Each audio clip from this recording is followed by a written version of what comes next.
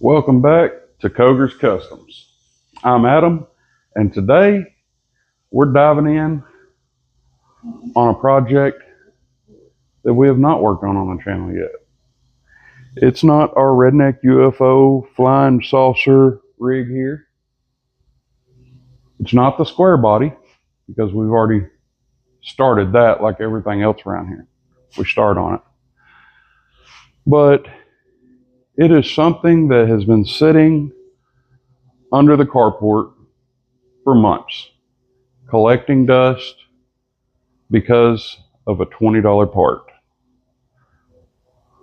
Here it is. Rinsed off all the cobwebs and dust from sitting under the carport for months.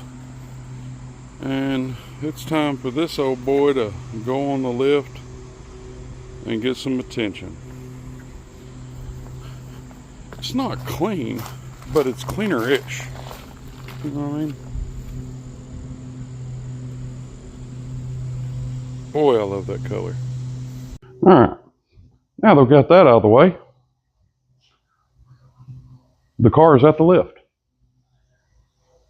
We have got to change our $20 part that has kept this car under the carport for probably 3 months. And we're about to find out what that part is. Break out the old Kniffy.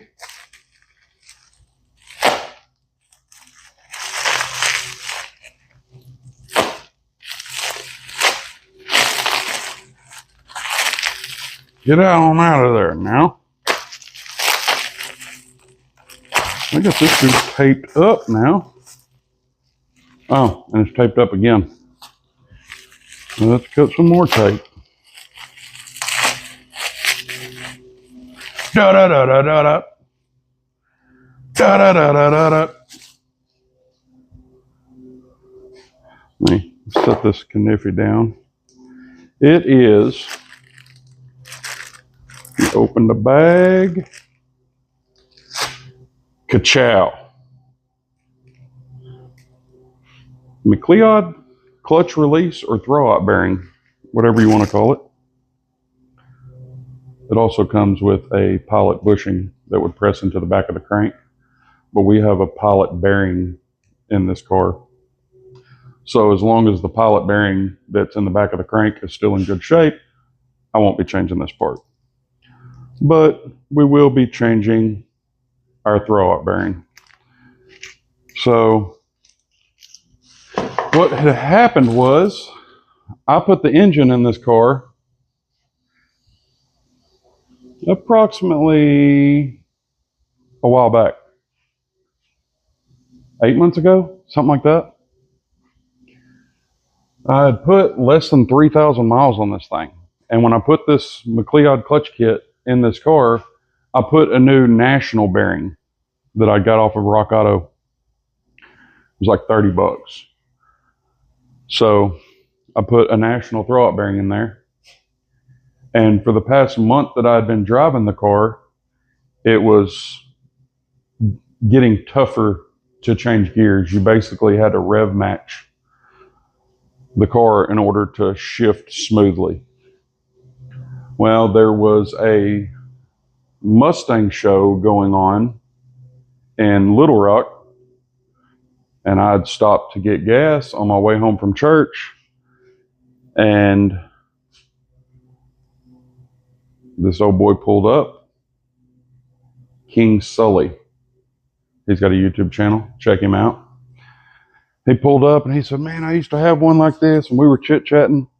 And he said, "You going to the Mustang meet?" And I said, "What Mustang meet?" And he said, "Man, they're right over here at the outlets in Little Rock beside Bass Pro Shop in front of Nike." And I'm like half a mile away from there getting gas. So after I got gas, I pulled over to the Mustang meet. I was there for probably 2.5 hours, meeting some folks. That's where I met Mike from Strictly Amateur Garage. He's got a great channel, great guy. Really enjoyed meeting him and talking to him, getting to know him a little bit. So I sat around there talking to some folks and decided I haven't eaten lunch yet. You know, I got out of church, went to get gas because I was below E and hadn't eaten anything. So I'm like, I'm hungry. So I pull out of the Mustang meat, and you got to give it the little sauce. You know what I mean? So I pulled out, it's got 4 tins in it. So first gear is like from here to here, very short. So when I got it off in second, I leaned on into the sauce a little bit. Well, when I went to shift out a second, because I was at such a high RPM, I said, well, I'm just going to skip third and go to fourth. I come out a second, it would not go off into fourth gear. I had to speed shift it, the throttle bearing went out. Well, we're going to find out if that's what it is. I'm assuming that's what it is. Either way. So I had to rev match it to shift gears and speed shift the car all the way back to the house. I needed some redemption, so I hopped in the Fox body when it was still 4-cylinder, and I drove it up to the meet. I was the only notch back there, and probably the only 4-cylinder, and definitely the only built 4-cylinder. Well, I say built. It had a set of pistons in it, I know, because I looked in there, and it had a carburetor and a nitrous kit and all, you know, neat stuff, but it's not cool to me. Either way, so I had to go back for some redemption. So I took the Fox body back up there, and after that day, hanging out with those guys and seeing the other Fox bodies up there with the 5 liters in them and hearing the rumble, that was the day that I decided I am tearing the 4-cylinder out of this Fox body, and I'm putting the 5 liter in it. So because this thing broke down is the whole reason why the Fox body is built right now, as soon as it was, because it's been on the back burner for a minute. Either way, so we're going to get the hood popped on this thing, disconnect the battery, get it lined up with the lift, get the lift arms underneath there, get this old rig up in the air, and I will have to pull the console stuff to get the shifter out of the car in order for us to get it dropped. But other than that, all of our work is going to be under the car. So I would like to say that I'm fixing it because I miss driving it and I really enjoy driving it, and both of those are true. But the fact is, I wasn't just going to change the throttle bearing. I said, well, heck, if I'm pulling the transmission, I'm pulling the engine back out, because I got an aluminum block 2 valve sitting back here that would shave another 80 pounds off the front of this rig. And I was just going to go ahead and do that. And I got a 373 rear end that came out of another GT that I had. And I was going to pull the 410 rear end out and just throw the 373 rear end underneath there because gas mileage. You know what I mean? So cruising on the freeway with the cruise set on 75, I drove about an hour and a half away and back one Sunday after church up towards northern Arkansas, and went and seen some cool stuff, just me and the old lady. And I got 19 and a half miles to a gallon, which isn't terrible, but it's not great. Bone stock one of these cars, a coupe, automatic that I had, I'd get 24 miles to a gallon with the AC on. So 19 and a half ain't nothing to write home about. But I was going to do 373s and do the aluminum block. The reason I'm not doing that now, that was supposed to be a drum roll and I lost my tone somewhere. Either way, I'm not doing that now because I had a buddy message me the other day.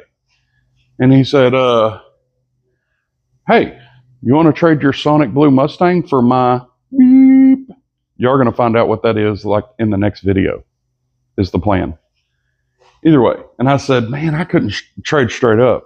You got a lot of money and parts on this thing. This thing's got brand new coilovers, brand new tubular K-member, tubular control arms, BBK 78 millimeter throttle body, full elbow throttle body, one-piece setup, BBK cool air, Mach 1 24-pound injectors, Steeda Triax shifter, Steeda billet inside the car. It's got UPR billet switches in there, billet door locks,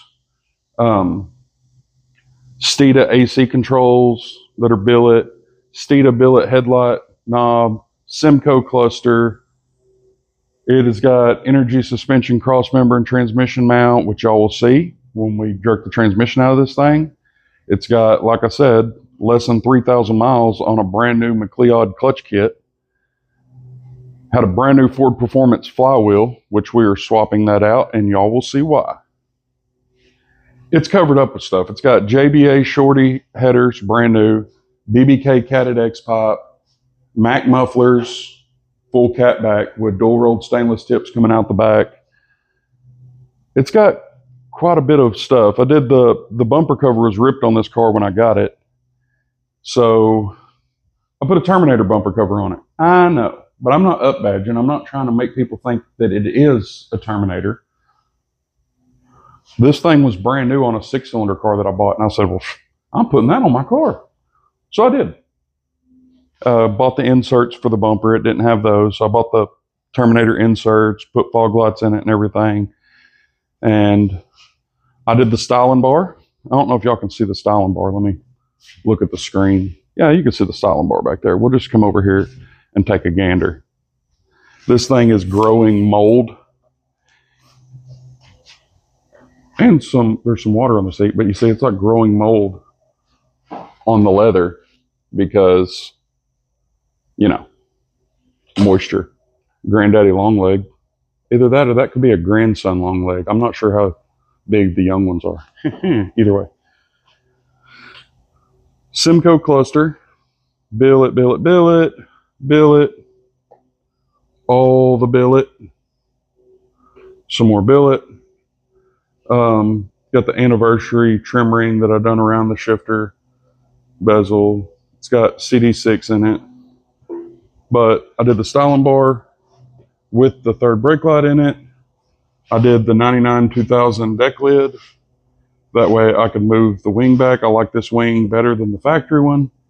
And you can see where it was mounted factory.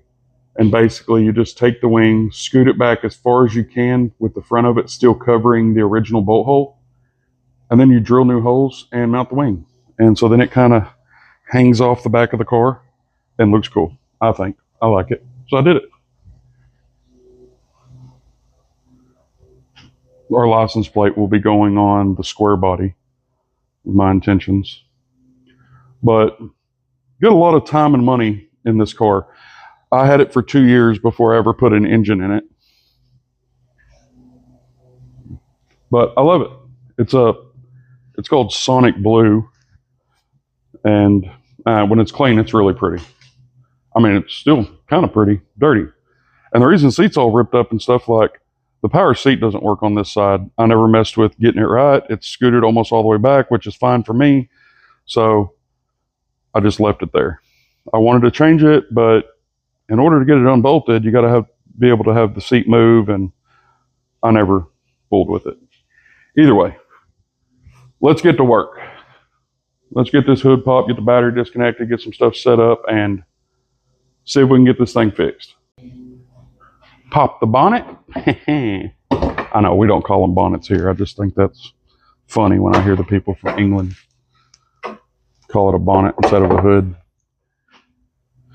Like I said, 24-pound injectors. They were EV6s, and this car has an EV1 plug, so we had to use EV1 to EV6 adapters. But BBK has seen better days. You know, she's all crusty and dusty. Oh, it's got Maximum Motorsports caster camber plates in it, billet clutch quadrant, firewall adjuster, and adjustable cable. The same that we installed on the Fox body. BBK 78 throttle body. So let me grab some kind of wrench or something to do some disconnecting. A pair of Knipex. Some people call them Knipex. I'm like, definitely not. It's like saying knife, but who knows? It might actually be called Knipex. I don't know. I just assume it's the same as when you're saying knife. You know, that some of the letters are just silent. Boy, this old dude is on there. Let me open our Knipex up a little bit and see if we can give her a jiggle and a tug. Jiggle and tug for the win. Look at all that corrosion, boy. You wouldn't want to put that in a pixie stick straw and ingest it. You might. I don't want to. All right.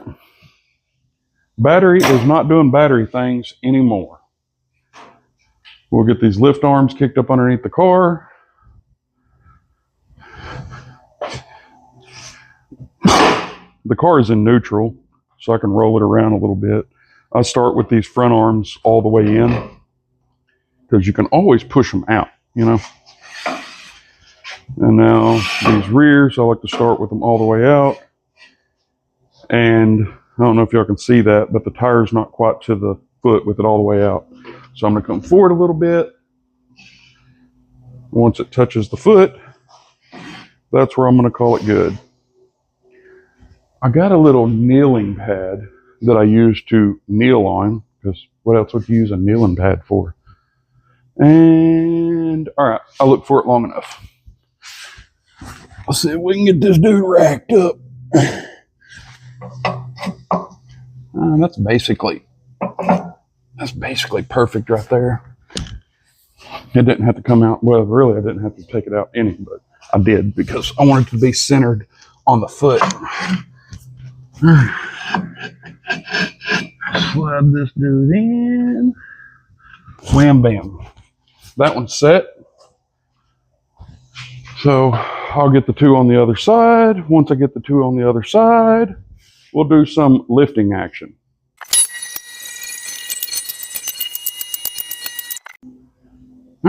She is up in the air.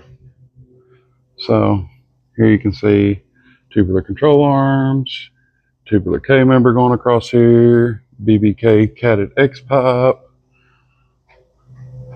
Mac mufflers. So energy suspension trans cross member and mount.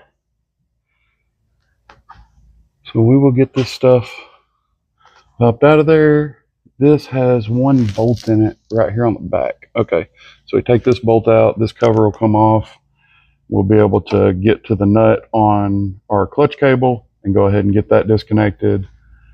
We will have to get the starter unbolted. So we've got a couple bolts on this side, one here and one right above the solenoid, right here. And then we've got another one that's between the starter and the block on the top side, on that side at about the 2 o'clock position, looking from the front of the car. So that one's going to be the funner one to get to, but it's not going to be terrible because this K member opens up so much space that you can get all up in the business. You see brand new shorty headers. Oh, you can see them right through here because the K member's not in your way. So, yep. Let me gather up a few tools, pullovers. Yeah, I will gather up a few tools and we'll get to taking this thing apart and see if we can get her fixed. Oh, also energy suspension, sway bar bushings. Yeah, there is some money in this car. Man, I need these old subframe connectors for the old Fox body. They're made with this kink in it.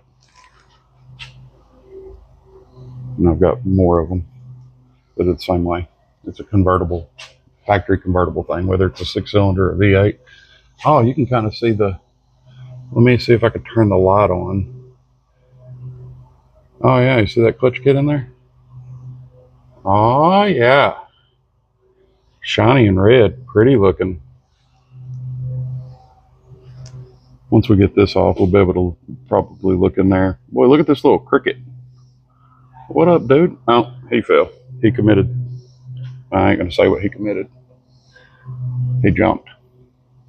He was just doing it to have fun. Once we get this cover off of here and get the clutch cable undone, we'll be able to look in there and see some carnage is what I'm hoping. Stuff just, but not the clutch and pressure plate and all the stuff that we're not trying to replace today. So let me grab a couple tools and we'll get to tearing this dude apart. First thing we're going to do is get the starter popped out of this dude. Now, because that top one is a booger to get to, I already reached up in there and pulled it out. Well, it's still up there, but it's not threaded in anymore.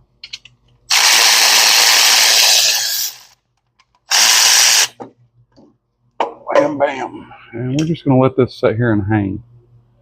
by our unhot hot wire. And the reason we have to take that out, we don't have torque converter bolts to get to, but these bolts on board, they run these spacer plates. So it's got this steel plate that goes between the transmission and the engine, and the starter goes on the front of that plate and bolts through it to the bell housing. So it wouldn't pull the starter off with it because that plate goes between the block and the flywheel. You have to, is what I'm saying. You have to do it. Oh, brand new engine mounts. Dang, I need to keep those. I'm just kidding. Would be nice though. You already told them you'd trade at them. Do the work. Alright. Now let's see if we can get this bolt out of the back side of this little cover. See about finding us some carnage. Please have carnage that only consists of the parts we bought. I think this is actually a 3/8, but a 10 pulls it out. All right. This is not the adjustable cable. It's just adjustable at our, oh boy, let me show you all this. Oh, I dropped the bolt. Come on over here now. You can see where our fork here had been rubbing the inside of here. So it's definitely like this thing is misaligned, and it shouldn't be doing all that jiggling, you know what I mean? But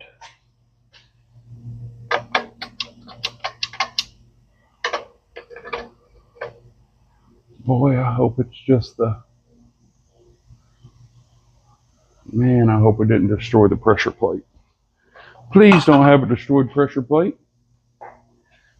Let me grab something to help us or assist us in getting this cable unhooked so I can give this fork a good old wiggle, you know what I mean? All right, let's pull it out of there. Pull this clip out of it. Not that you have to have this clip in there, but when I put the car together, I put it back because it come in it. I just put it back the way it was. Boy, this stuff is slimy. Slimy, I tell you. Get this cable pulled out. See if I can hook it up here by the header.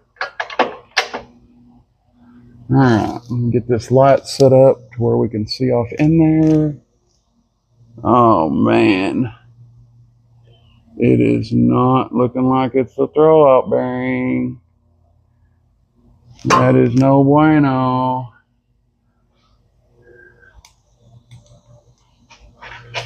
See if I can get the light a little bit closer. The throwout bearing seems to be all intact. See if I can focus. The throwout bearing seems to be in decent shape. I can't reach it. It looks like the problem is the pressure plate. That is no bueno.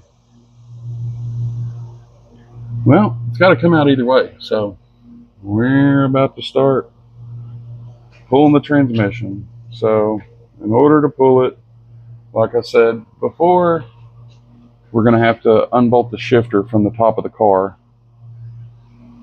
So luckily, the way this X-pipe is, the transmission will come back enough to come out of the clutch and drop down and miss our O2 sensor, so we can leave the X-pipe in the car as long as we have enough room with the engine up to get to all of our bell housing bolts. So we're going to save that for a problem for later us and try to do it without undoing the exhaust.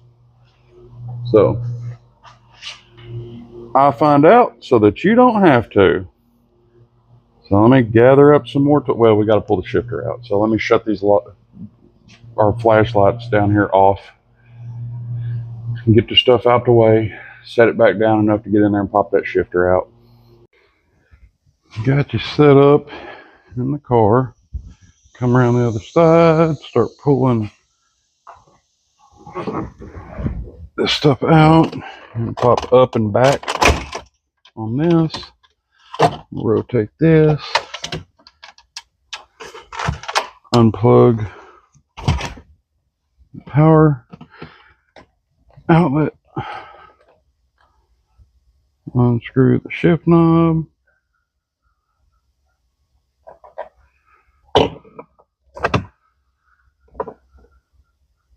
Okay, so we're going to have 8mm to undo our 4 bolts that hold our boot. And then after we get our 8mm out of there, we'll see which bolt we need to unbolt the shifter assembly from the top of the transmission. So let me grab our 8mm real quick. We'll be right back.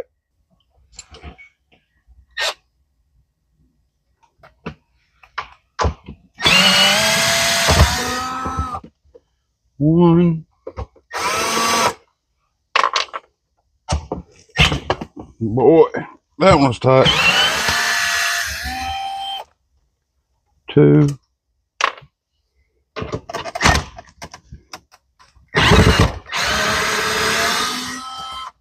3.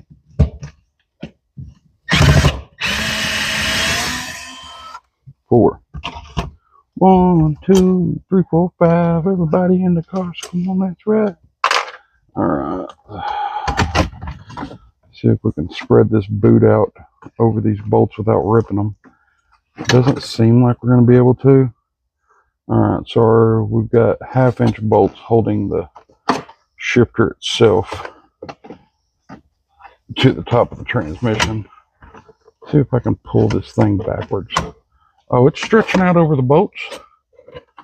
Yeah, as long as I don't rip it, we're good.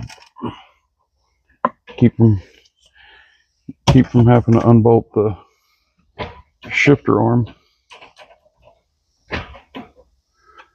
So I will grab us another socket, and we will take these 4 bolts out of the top of our shifter. I'm going to grab those. We're going to use a 13mm because my 1/4-inch sockets that I have out on the cart are metric. 1, don't fall.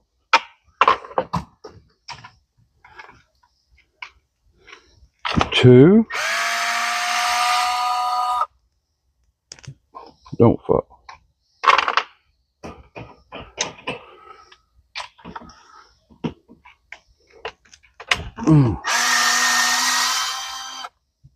3.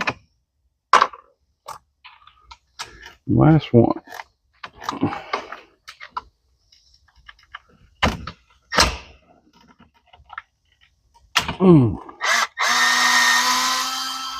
The battery losing connection probably has nothing to do with me putting my hand on the end of the handle to break bolts loose. Alright. And we are in neutral. Now is a good time to figure out whether you want to be in neutral so that you can spin the shaft easier, or if you want to have it in gear. That way when you go to stab it, if you need to rotate the input shaft, you can slide the drive shaft in or rotate the output on the transmission to spin the input, helping you line it up. I'm going to do the in gear method. Boy. Let's say, let me break it loose and then I'll put it in gear. Now I got to try to hold it still. There we go. All right, we're in gear. Oh, silicone did its job, huh? Just the right amount. A lot of times you see silicone falling down inside the transmission. That's not good for your transmission. Don't do that. All right, now that we have this uncovered, we don't want anything falling down inside of the transmission. So I will grab a rag and shove a rag in here over top of it, and y'all will be back when we're back underneath the car. So, slight change of plans. Before lifting the car up and trying to fight with getting the top two bell housing bolts out from the bottom side without dropping the exhaust and leaning the engine, tilting it downward, I'm going to go ahead and reach in from this top side. I've got this extended reach wrench here. It's a gear wrench on one side, and then I've got a wobble-headed gear wrench. So I'm going to try to fight with these, and I'm not sure if I'm going to video that or not. It's probably going to be a fight, but basically you just come down through here and one click at a time.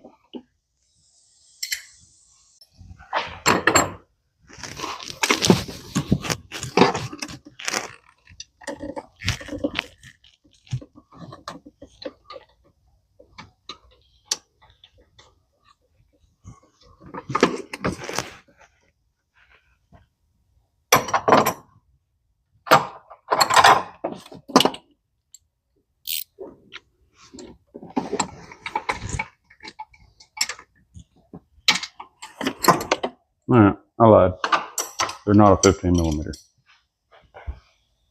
Same game plan, different sizes.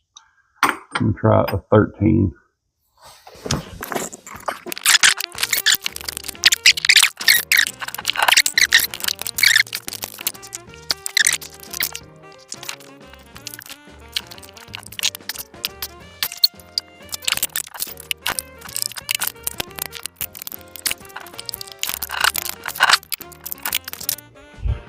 Change of plans again.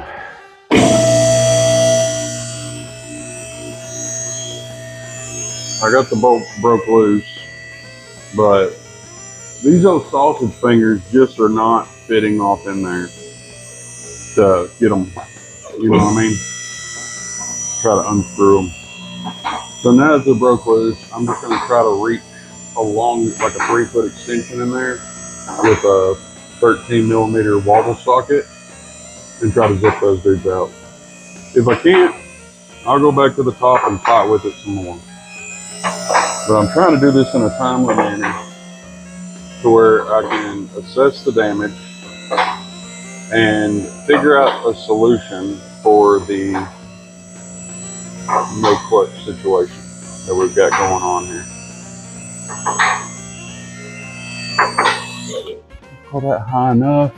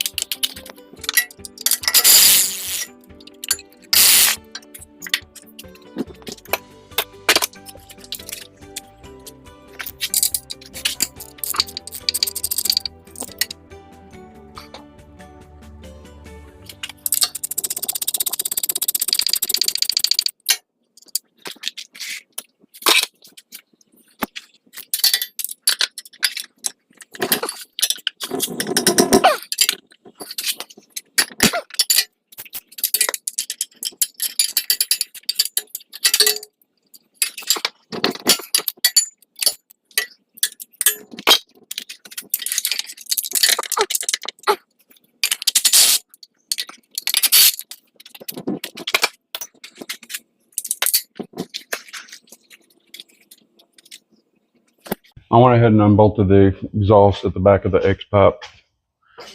I couldn't reach up in there. Trying to get to this one hidden bolt on this driver's side. It has been a nightmare. Dropped the wobble socket off, popped off the extension, and cracked me in the lip. I wasn't too excited about that either. Then we got the transmission jack under this thing. I got a little strap that I keep on here. And just toss this strap across. Come down and get it snugged up.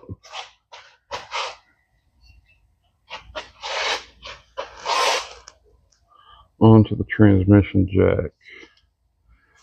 Now before I go to get it tight, I want to try to square the transmission jack up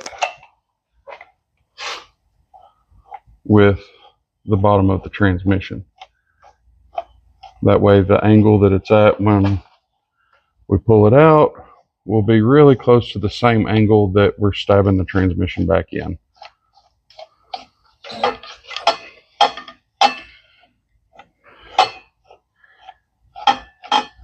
I don't even know if this thing's going to adjust that far. I think that's about all it's got in it, Captain. Be all right. We will make it work. Man, I don't like all these spider webs underneath here. There's so many brown recluses under this thing. I don't like when the spider webs are touching my hair. And then having all this grease and oil and nasty stuff on me too. I just don't like it. It doesn't make for a very pleasant work experience. All right, now this bolt that I've been fighting with on this driver's side, I'm tired of fighting with it. So I'm going to attempt to put the 1/2-inch impact on there and break this bolt loose.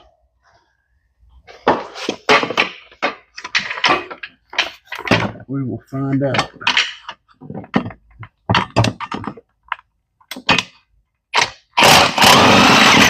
And bam. And that, I believe that's the last bolt. So it's been 8 months since I worked on this thing. I don't remember.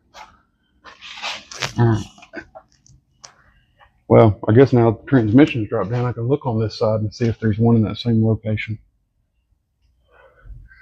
I don't see one. Doesn't mean it's not there. Just means that I don't see it. Let me take this pry bar. See if I can find us a spot up here at the block. Pry the transmission away from it, and the transmission is loose from the block. Praise God for that. Now we do still have our drive shaft shoved in the back of the transmission.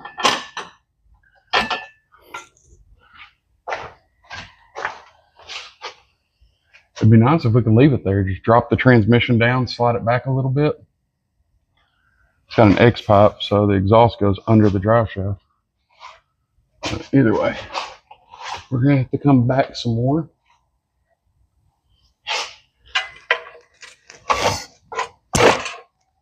Or I think I'm gonna have to unscrew this O2 sensor, at least on the driver's side, because we're getting close to running into that thing. I don't know if y'all can see it or not. I'm just trying to get some stuff done.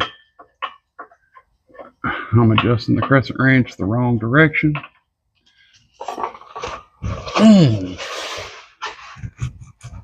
Ah, there it goes. Don't judge me. Don't act like you don't make grunt noises when you pull on something hard. Alright. That O2 sensor is out. Let's see if we can finagle the transmission back a little bit. Like the output shaft is almost all the way out of there. I'm going to drop the transmission down a fuzz. Alright. It is definitely clearing the same time we are hitting the exhaust pipe on the passenger side. So I'm definitely going to have to come down with it. Now we're running into the X pipe.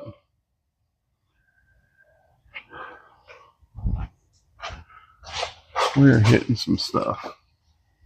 The harness is loose. Nothing else is hooked to the transmission. I really don't want to pull the drive shaft out because we're going to be leaking fluid. But I guess in order to combat that, I'll adjust the front of the transmission back down. Oh, the transmission cross member isn't going to go between the exhaust. It's wider than the exhaust is. That makes it a little more interesting. Yay. All right, I'm going to bite the bullet, put a drain pin under the back of the transmission, pop the drive shaft out, and try jerking, prying, and whatever. That'll be a problem for later us trying to get it back in. But right now, I'm tired of fooling with this dude. Come on out of there now and pour fluid everywhere. What's the drive shaft hit? Just the yoke kick crooked. Now I gotta go back up with the transmission to get this front yoke out of a bind so I can get it popped out of there. And it's still bound. Lord, give me patience to deal with stuff that's being a pain in the butt. Oh. All right, so the drive shaft is shoved between the rear differential and the bump pinion bump. Oh. Let me just drop it down some more. Figure something out. We'll move it around. We're going to make something happen. At least we're catching the fluid. Let me finagle this drive shaft out of there. Drive line, whatever you want to call it. I'll lay that down outside the bay door so it can drip on concrete that's outside. Alright.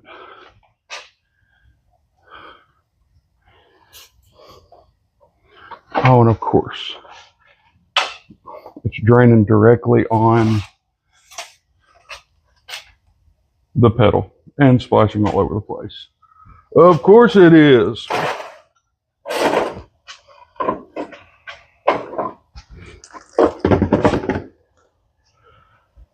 Boy, some days just aren't your day, you know what I mean? But you just got to keep on keeping on.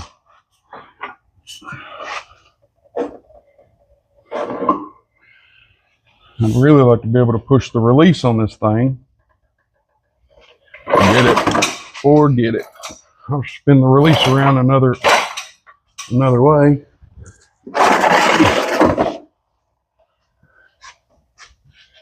Yeah. Now I can press the release.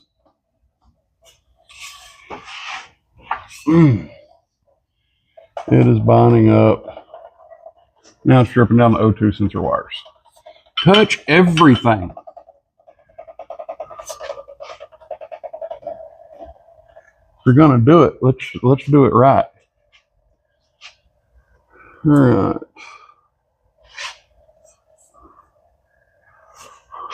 Well, I could just take a Sawzall and cut the dang transmission cross member in half. Can you all see the problem we're having? Get down here and up at an angle. I don't know if y'all can see that very well. Probably not, but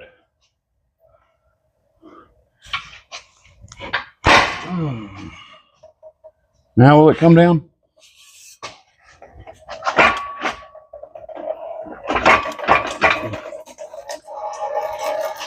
We'll pour it all out.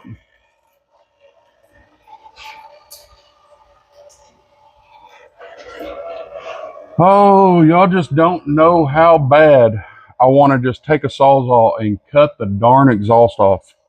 Just cut the whole X-pipe off, whatever.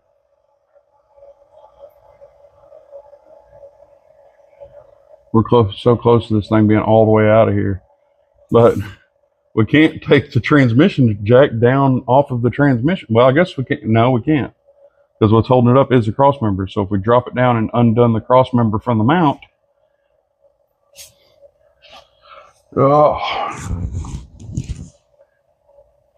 we couldn't, is what I'm saying. Let me think. All right. About time to grab the Sawzall. Let's just delete half of this and act like the transmission just came out smoothly. How about that? Brand new clutch up there that's trashed. Lovely. Lord, I need patience to deal with dumb stuff.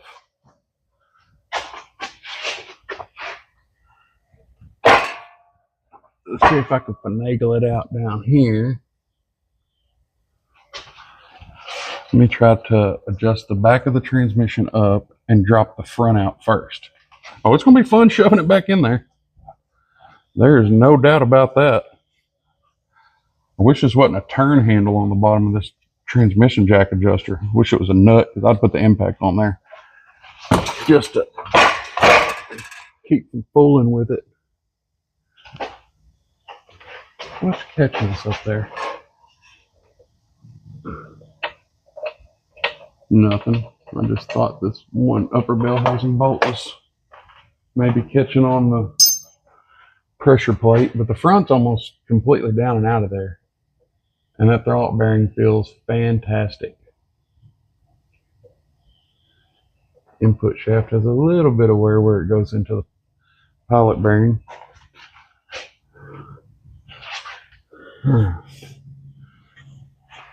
It seems as though this is helping. Try to let it down some more now.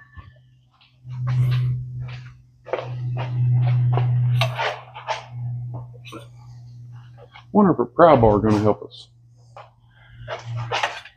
I'm just saying, don't try this at home.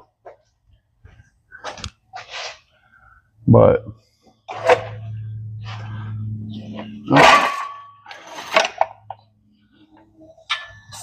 now our transmission's just laying sideways on the transmission jack. Whatever. Yeah, so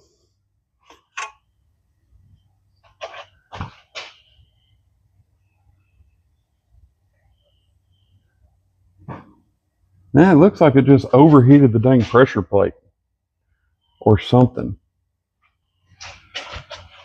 Let me use this transmission rolled over out of our way.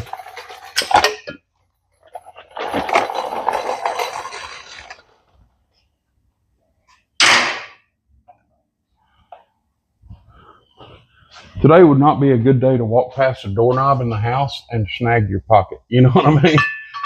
If you know what I'm saying. We don't have any bolts broken off in the pressure plate. None of them seem to be loose. See if I can get y'all a little bit closer. Oh.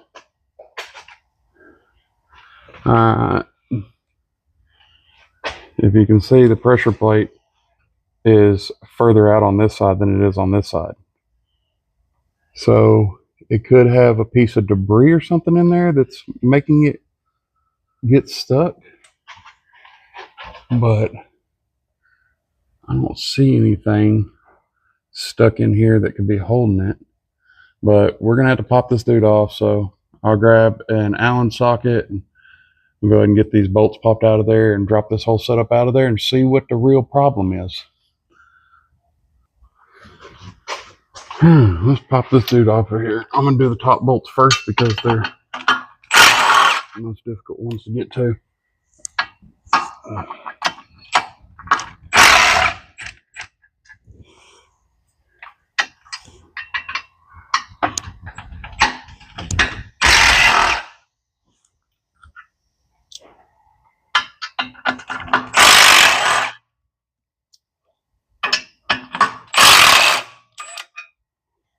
Let's set these bolts down. Get ready to catch this pressure plate and clutch plate. Alright, now we let it off and see if debris falls out. No debris falls out. Oh, there's the problem. There is the problem.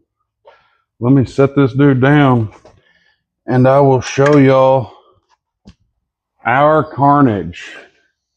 First, let's check. Our pilot bearing is still good. You see, this is a brand new Ford Performance flywheel on here, which this is coming off. All right, let's see some carnage.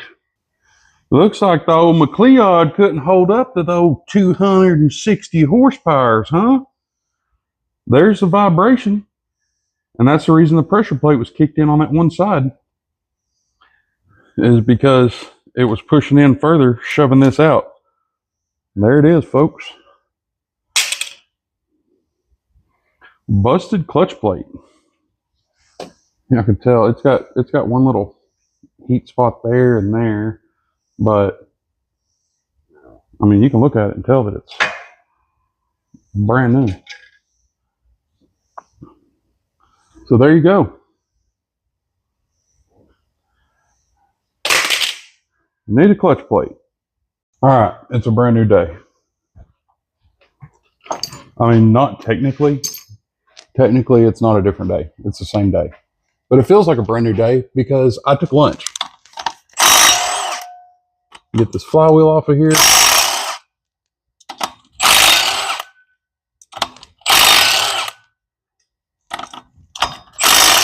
And this is a brand new Ford Performance flywheel.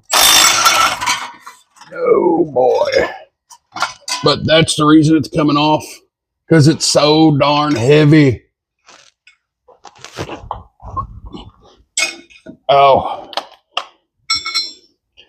Let me lay this dude down. Boy, that thing is heavy. Now let me set this back up here. The way it goes, of course. All right. Now let me grab our new one. And y'all will see why we're swapping it. Which now, I won't necessarily get to enjoy it, I guess. But hashtag lightweight flywheel. This thing is much lighter. It is Clutch Max brand. It was 200 and something bucks on the eBay, which is pretty cheap considering.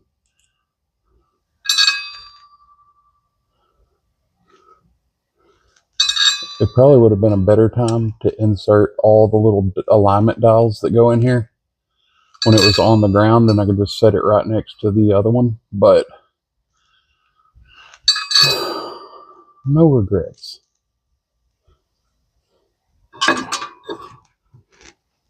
Go ahead and put our brushless torque wrench on there.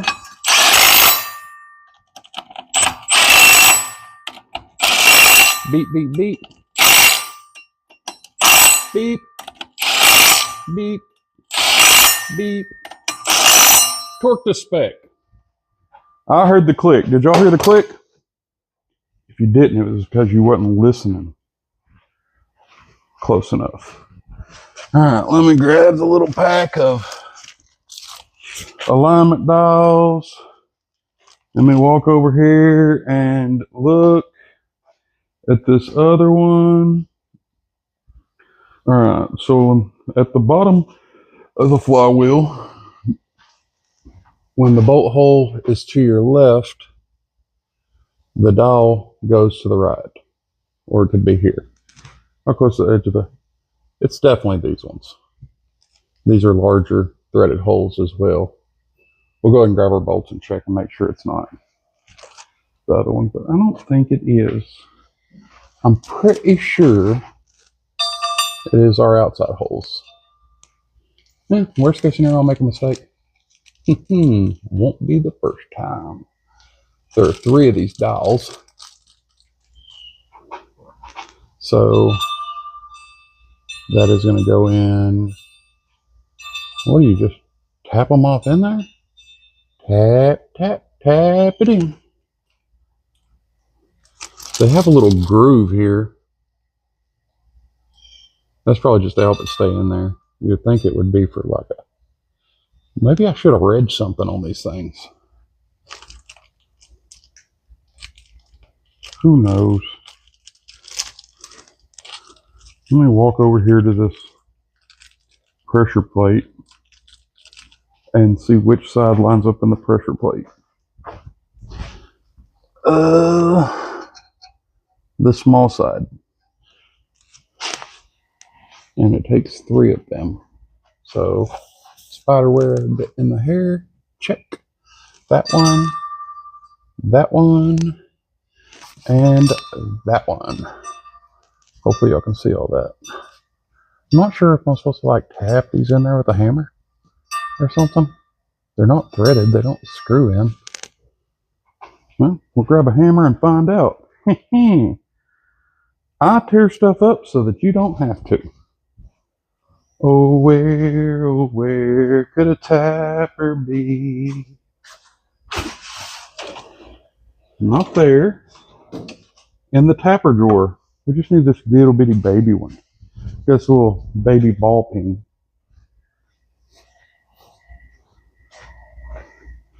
Let's see if this is how it's supposed to go in.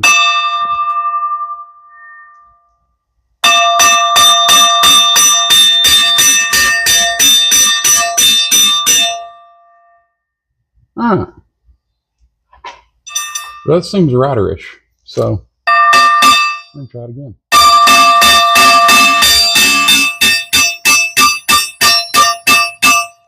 I'm going to where it's almost perfectly flush with the face. Let me grab the one that fell. We'll tap it in there.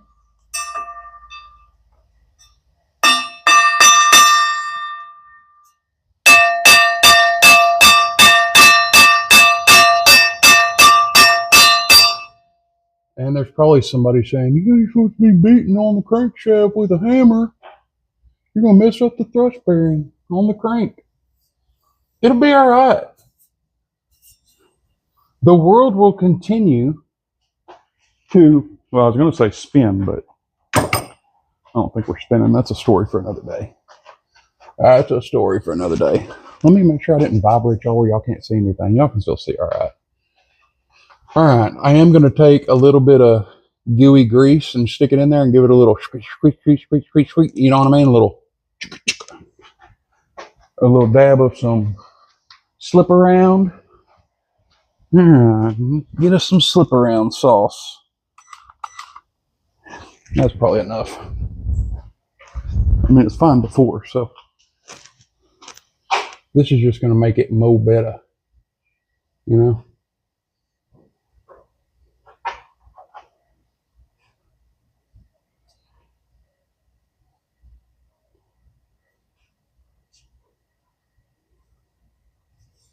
All right. We're going to call that fixed. Where's my nappy rag that I can wipe my little greasy finger on? On the back of the forklift. Gotcha. All right. Now, I'm going to walk over here because I know I have an alignment tool. Here's one right here. Oh, check it out. I already have electrical tape wrapped around the tip of it. Is that the right size?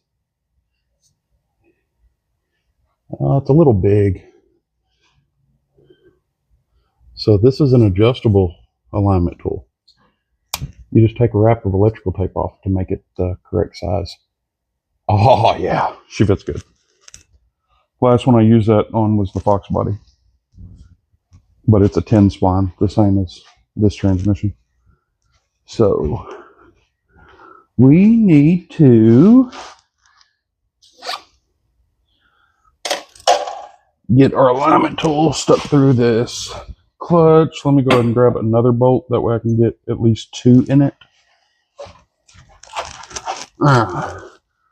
Pull our alignment tool out.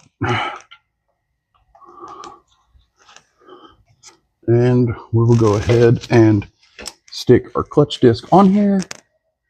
Oh, and just in case I didn't mention it, this isn't a new clutch. It's one that I had laying around, but it looked pretty new.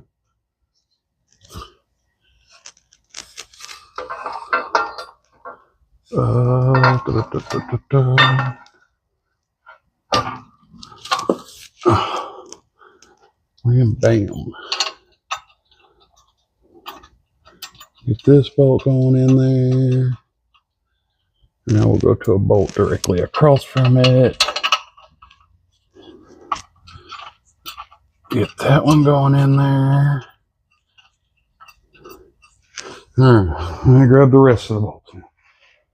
1, 2, 3. I don't feel like that's accurate.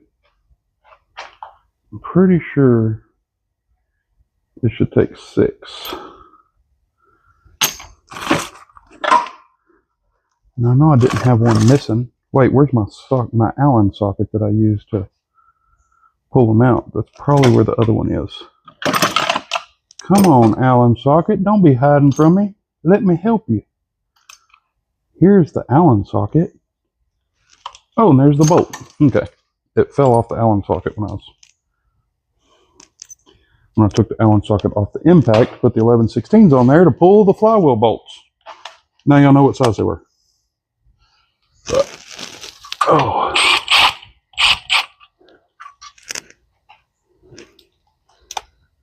I'm going to do this the correct way and start the bolts with the impact. You know what I mean? You want to make sure they get good and cross-threaded. That way you ain't got to Loctite it. Speaking of that, I guess y'all mentioned that I did not Loctite the flywheel bolts. If this thing made 450 horsepower, I'd probably worry about it. But it doesn't, so I'm not going to. Same thing with these clutch ones. Y'all notice when I went to take them out, they were tight. We're just going to snug it, skip a couple, snug it, skip one, snug it, go across. I'm going to try to jump around to get it to tighten down evenly. We'll come back up here to this one. Now that one's torqued to spec. That one's torqued to spec. That one is. That one is.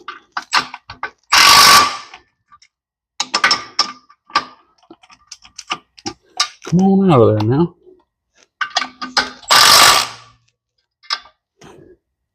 Alright.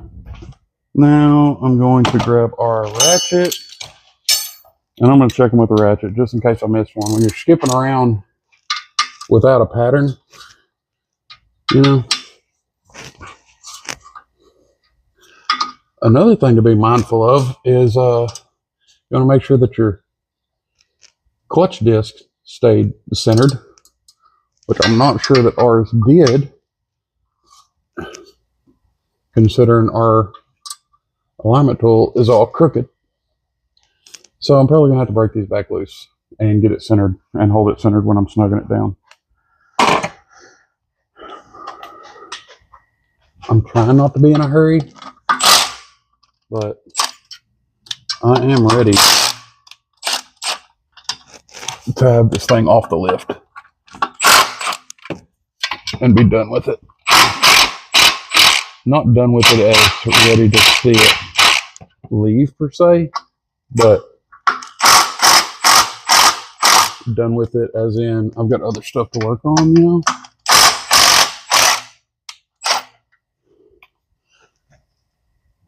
No, our clutch disc will not shake around, so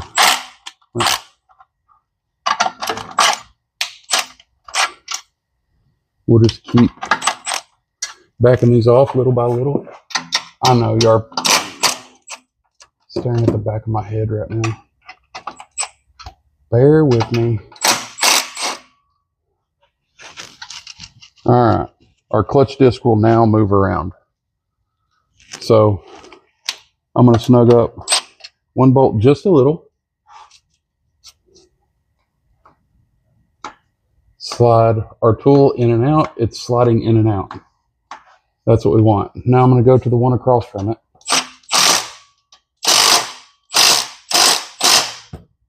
Snug it. Come back to this one.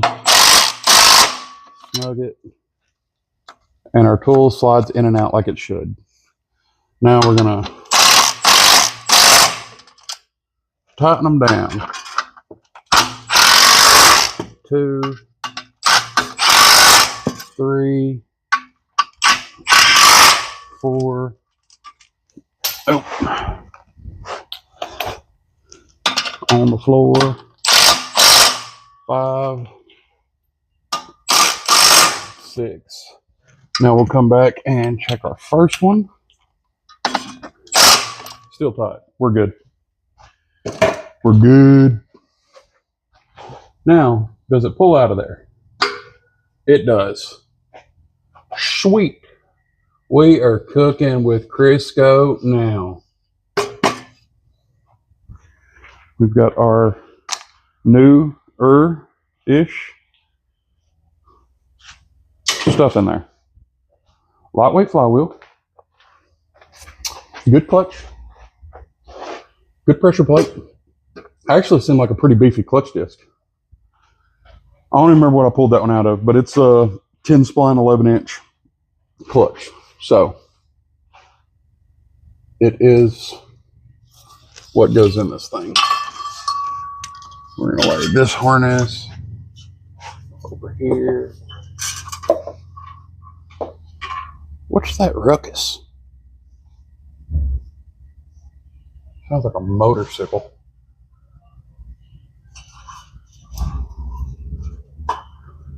Oh, and he's got speakers on his motorcycle. I can hear him playing his music.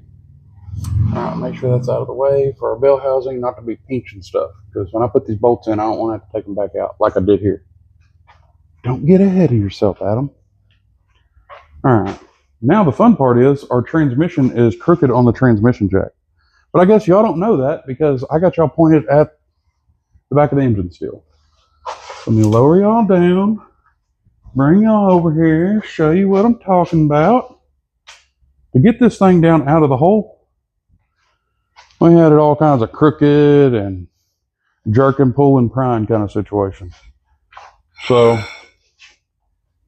like I'd said before, this throw-up bearing was a new throw-up bearing when I put this engine in the car. You can't even hear it spinning.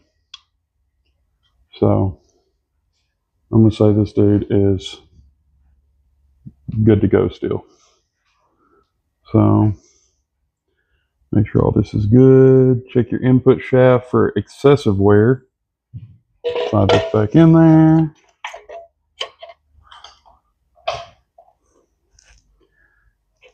Now the fun part, get in there now.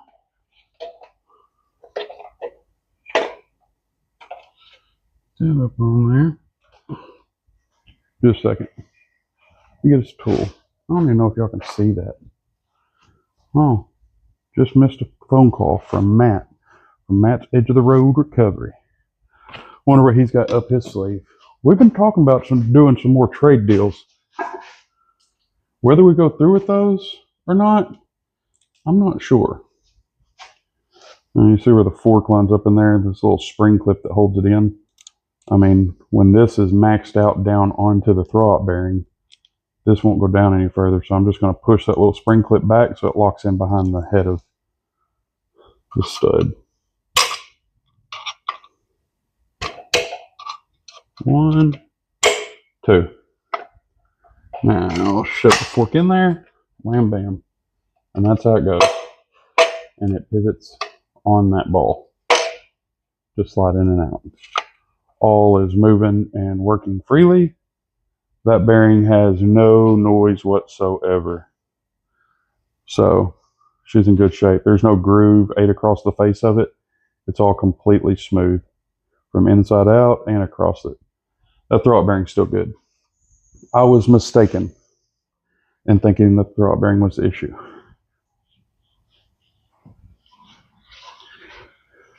All right, we're about ready to slide this dude back underneath. Let's clean some old McLeod powder coat off the edge of there, so nobody knows that we just drug it down out of there.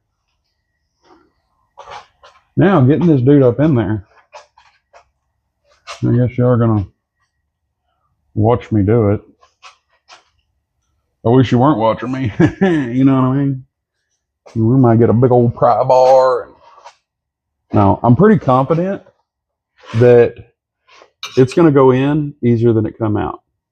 And I'll tell you why I say that.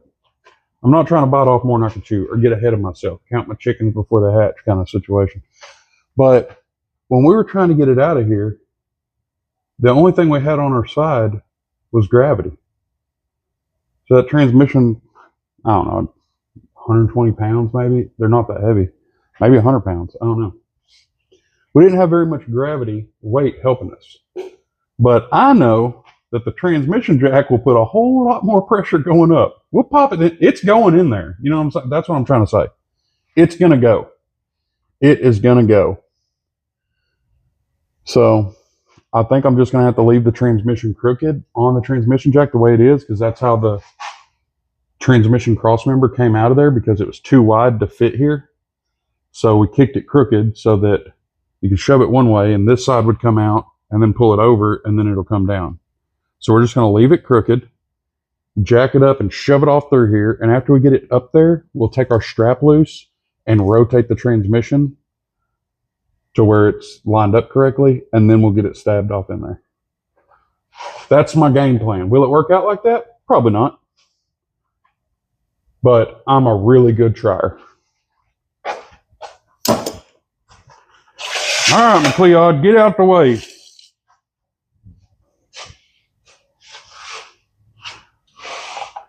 I'm done putting up with your nonsense for today, or for the past 3 months, I guess. Do do do do. Da da da da da da. Da da da da da da. Transmission. All right.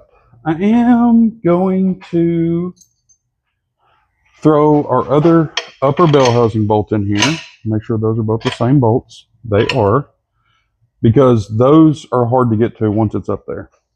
So I'll make sure they're not sticking out past the face of the bell housing, but keep me from having to reach up in there. They may fall out when we're trying to put it in there, and they probably will, but at least I can say that I tried. Now my pumper's on the other side. Let's go over here and pump, pump, pump, pump, pump it up. Pump it up. I think I'm going to call in and put insurance back on this thing. Tomorrow's Friday. And I'm thinking about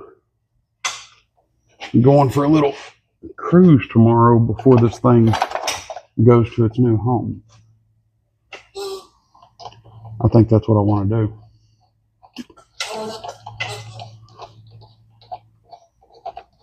So I'm going to try to get this thing stabbed off in there. Oh, you hitting an O2 sensor? No? Oh. Transmission cross member. Of course we are.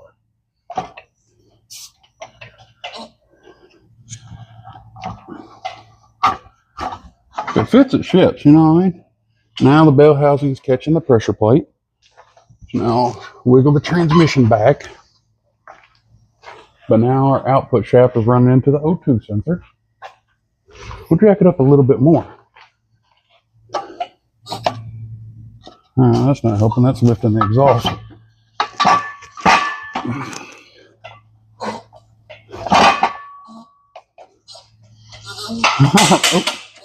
Got transmission fluid all over my dang pedal on the transmission jack. Alright, what are we trying to run into now? Oh, bell housing on the exhaust. Alright, let me see about popping this strap loose. Not that it's that tight once the transmission rolled over, but alright. Now I'm gonna try standing the transmission up. We're catching on something.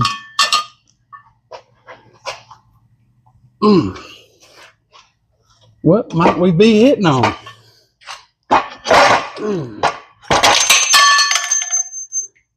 And both of our bell housing bolts fell.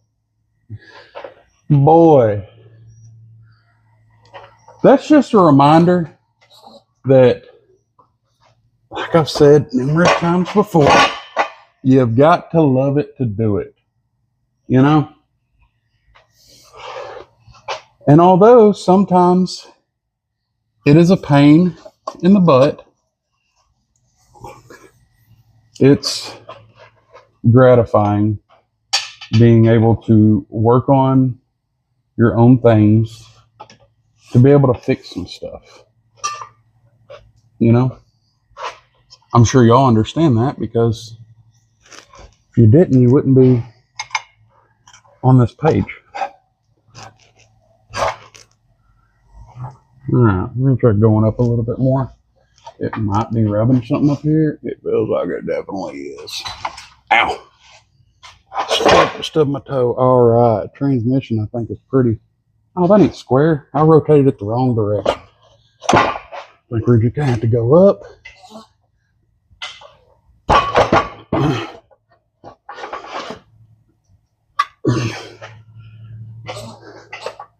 Oh, now we're under the catalytic converter over here.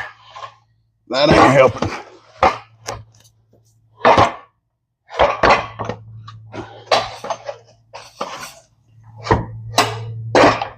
I'm trying to look through the hole.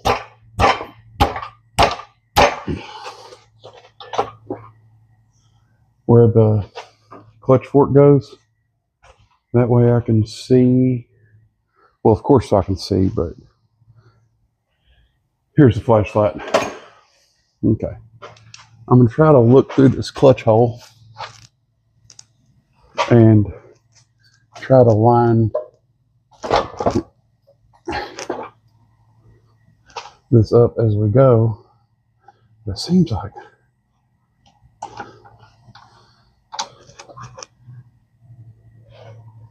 the engine is tilted down further than the transmission is. I'm going to try letting the transmission down a little bit. Now I can pick the front of it up. Alright. It's sitting inside the... Darn it. Come on, transmission fluid. Don't be doing me like that, buddy. It is inside of the clutch plate. So, now, we see about getting us a bolt started.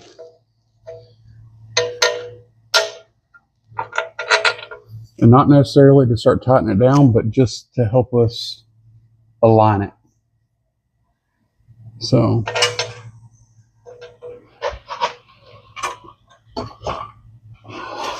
oh, we're slipping out of the clutch plate. Pump it up. Oh. Now I have to lift the bell housing.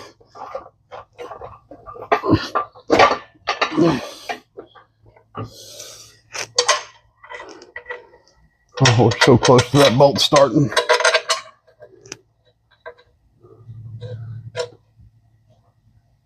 Oh, that one started by about a thread and a quarter. You know what I mean? Let's see about getting another bolt starting on this other side. We ain't looking for all the meat. I ain't picky. Just look for a little something, something, you know what I mean? Alright, this one is started. 13 millimeter wrench. Don't worry, I'm not putting a lot of pressure on this and destroying the pilot bearing. I'm just getting them a couple turns, that way I know that they're actually threaded in. All right. Now I'm going to lift up on the tail shaft. All right. Let's get our drive shaft set back on top of the rear axle. That way we can get our yoke in there and rotate the drive shaft a little bit. Yeah. Let me back these bolts out just a little. This one actually felt like it might have had some kind of tension on it, but this other one definitely did not. But I'll back it out a little bit too. Drive shaft. Let me grab it.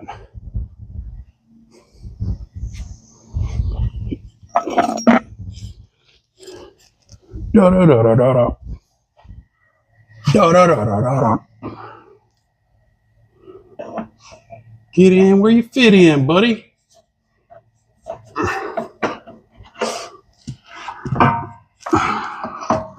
Get it shoved above. Oh, there goes the flashlight. It's weird that it didn't turn off that time. Yeah, I said that correctly. For whatever reason, that light for the past, I don't know, while.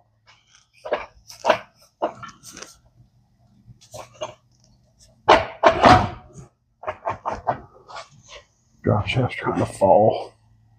Don't fall. Don't do it. It's a trick. Let me try to go ahead and get the rear drive shaft. No, rear. There's only one drive shaft. But let me try to go ahead and get this drive shaft bolted back up. Or at least like get the bolts started in it, because it'll be a lot easier rotating the transmission by grabbing the back tire than it is by trying to grab the drive shaft. I'm not saying I don't have some torqueuses in my arms, but not near as much as you have with the tire. It gives you some leverage, you know what I mean? I know y'all just sitting there staring at the front. Ain't nothing too exciting going on back here. I'm starting bolts in a rear end yoke. We might even fast forward through this anyways. 12mm wrench. Gotcha. Ow! Hit my head on the exhaust.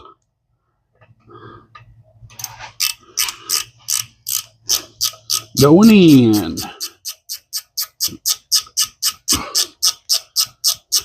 And maybe when I'm tightening these bolts, it'll try to rotate the drive shaft and then lock in really well with the clutch disc. Probably not, but always be hopeful.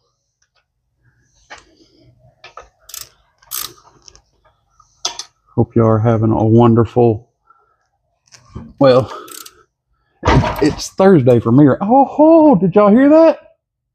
They hear that little ka-dunk? Well, y'all probably seen the transmission hop whenever it lined up with the clutch disc and popped on through there. I was staring at this yoke, so I didn't get to enjoy that. I'll see it when we're editing.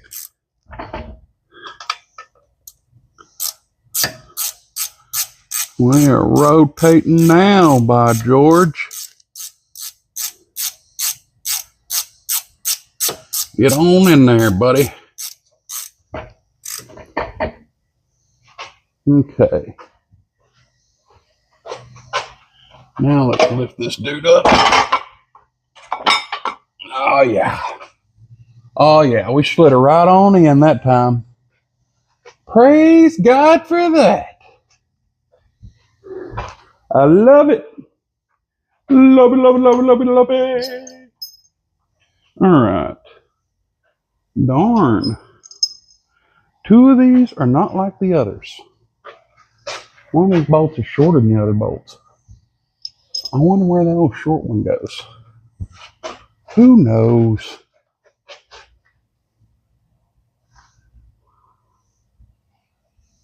You know, I really do not know. Is it a starter bolt? Where did I put the starter bolts when I took them out? No one knows that either. They're probably laying up here in the same spot. Oh no, all the starter bolts are in the starter still hanging. I know, there's probably some of y'all that knew that.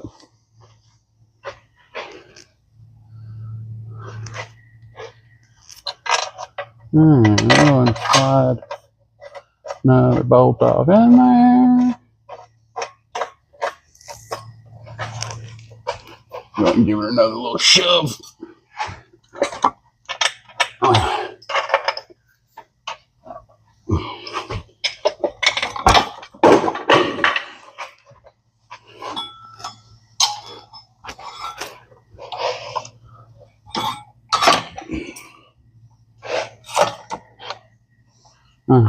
Pump the transmission up a little bit.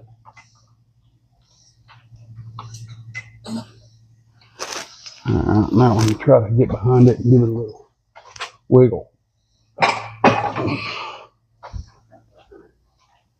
It's all the way against it on this side. I think just the way the transmission jack is, that it's kind of holding her out a little bit. It'll be all right. We're sticking bolts in. No regrets now. It's too late to turn back now. Boy, if that ain't just the voice of an angel now. Oh, maybe that short bolt is the one that I fought with on this side. No? It looks like just a regular sized bolt.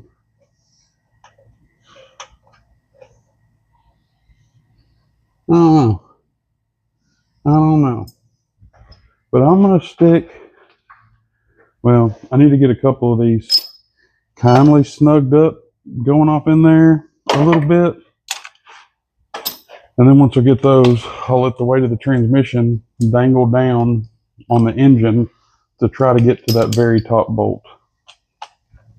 13 wobble. Come on out here now. Run this one in a cut.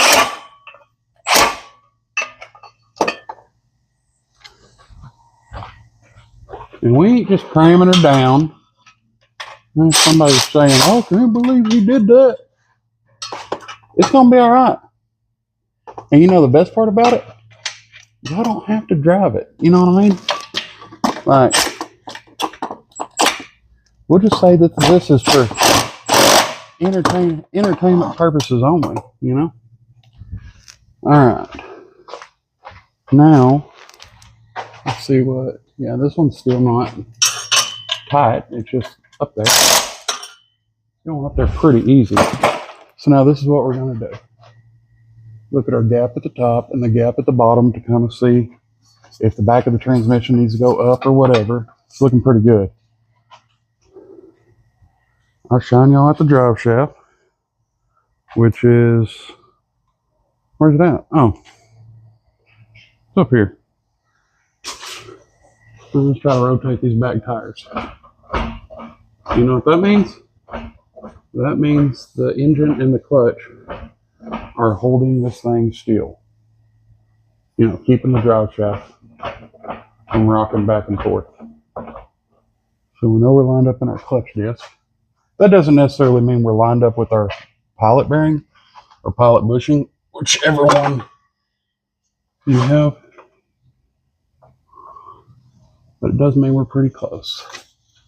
Now's the time I want to check and make sure we're not pinching the wiring harness that we're pinching up here. See if I can get y'all in over here and get y'all to, you know, we laid that wiring harness out of the way. And now it is touching up there. I'm trying to get y'all to where y'all can see it.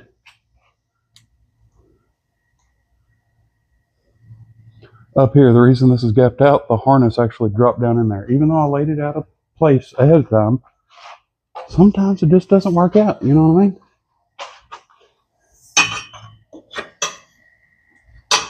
It ain't gonna go perfect, but that should never keep you from trying anyways. May have to back the bell housing bolts out a little bit. I know you ain't able to see much. Oh, right there you can, if I get this thing to hold still, it leans back so far. Just a second. Let me point to it. Alright. Right here. That harness is stuck between the bell housing and the block. So we're going to loosen some bell housing bolts up some more to relieve some pressure off the harness. But we don't want to relieve so much that we misalign what we've already got aligned. There we go. I believe that's completely loose now. And the way we will know is I will grab the transmission and try to flush it up against the block. It goes flush against the block. So we know that there is nothing getting pinched now. And we can look in through here, which y'all can't really see up there. But I can see the top and it doesn't look like anything's pinched. Let me back y'all up a little bit where I got room to breathe.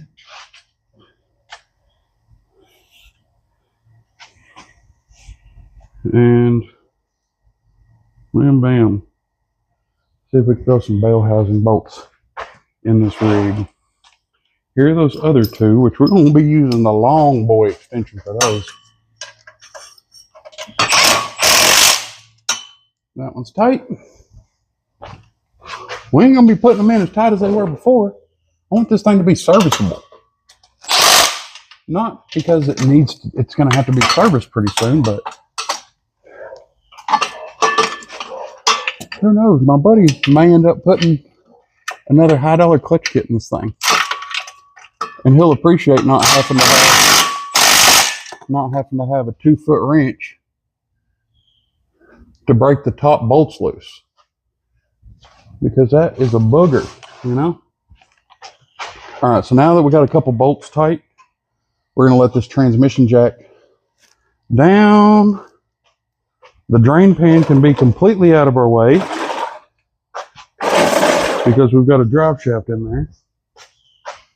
And now we're going to reach in from the back the long way. You know what I mean?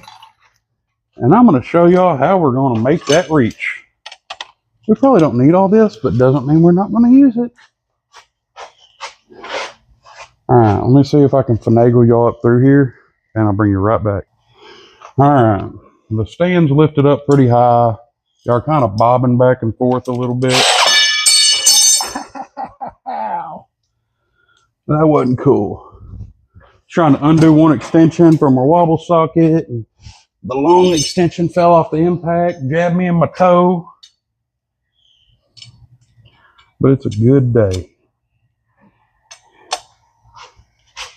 Woke up today, got another opportunity to spend time with friends and family, to do things that we enjoy doing, to be able to worship the Lord because He is worthy of our praise. Even when we get our toes smashed or we pour transmission fluid everywhere and the day seems to not be going spectacular. Oh.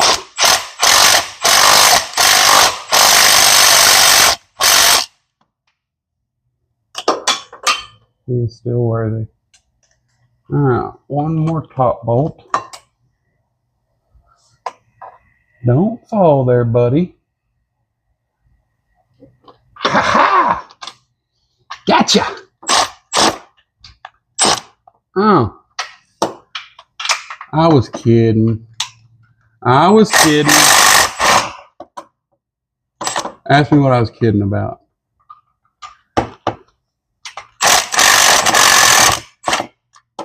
You can see at this corner, right behind the ear of that bell housing, the wiring harness is still in there. Well, bugger.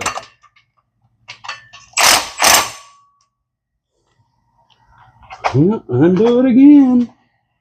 Remember what I said about putting bolts in and taking bolts back out? I was kidding. I was kidding.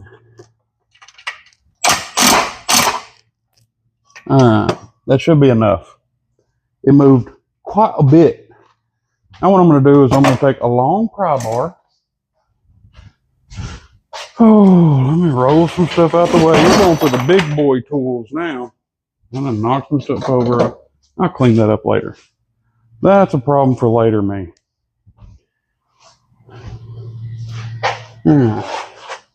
Now let's reach up there and see if we can, boy, she was in there now. Who needs a transmission harness anyways, you know what I mean? Reverse light, speed sensor, you know what I mean? I don't know, I think we may have to loosen her up a little more than that. Well, no. There we go. Got some more slack there. I just pushed on the transmission.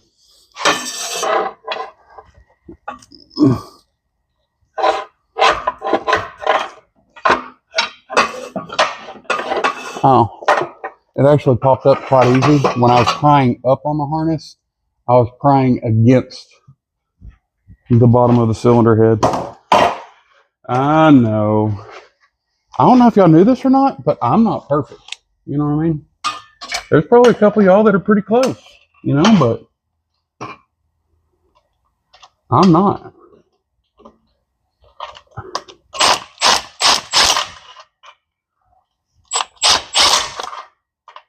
If you want to leave it in the comments some more ways that I'm not perfect,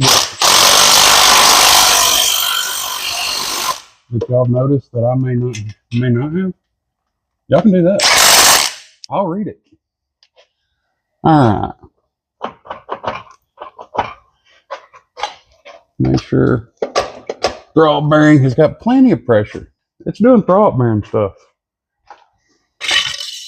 I thought we was ready to just throw it out the window.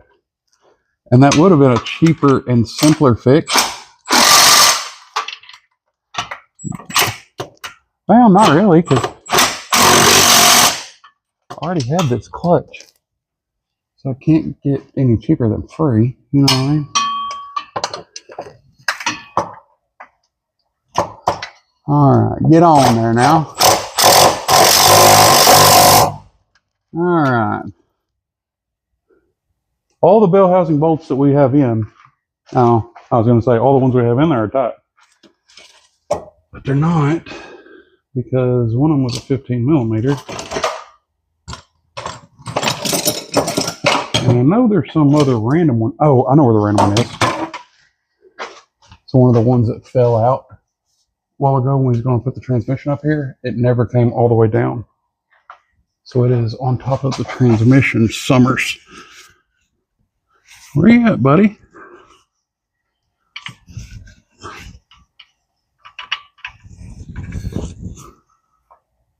I know it fell.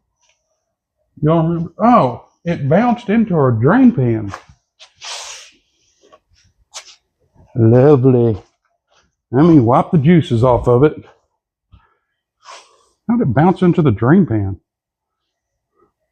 Y'all remember we didn't slide the drain pan underneath there until after we already tried sliding the transmission. So it had to hit the ground, bounce, and go over like a little ways.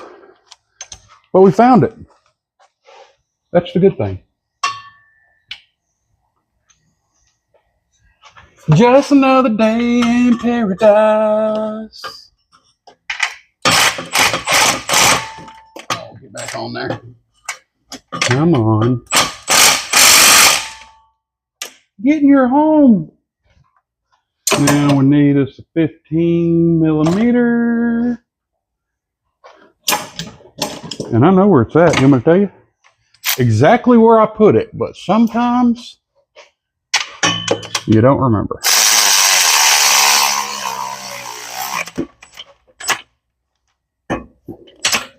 Put that one in with the little electric ratchet just because the socket was already on it. Okay. Bell housing bolts are in. Now we're going to take our harness, route it back around the passenger side. Well, this is a perfect time to put our O2 sensor back in, because boy, trying to put, oh, y'all are still over here all looking all crazy and stuff. Like, y'all ain't even looking at where the action's at. What are y'all doing? Not that a lot of y'all even care about a lot of the things that we're doing when I do have the camera on the action, but for the few that care to work on a New Edge Mustang or SN95, if it's a 96 to 2004 would be one of these 2 valves. If it's a GT, or I mean, you could have a 4 valve one. What did I just put up there? Yeah, I need the crescent wrench. Yeah, O2 sensor. I forgot what tool I went over to look for.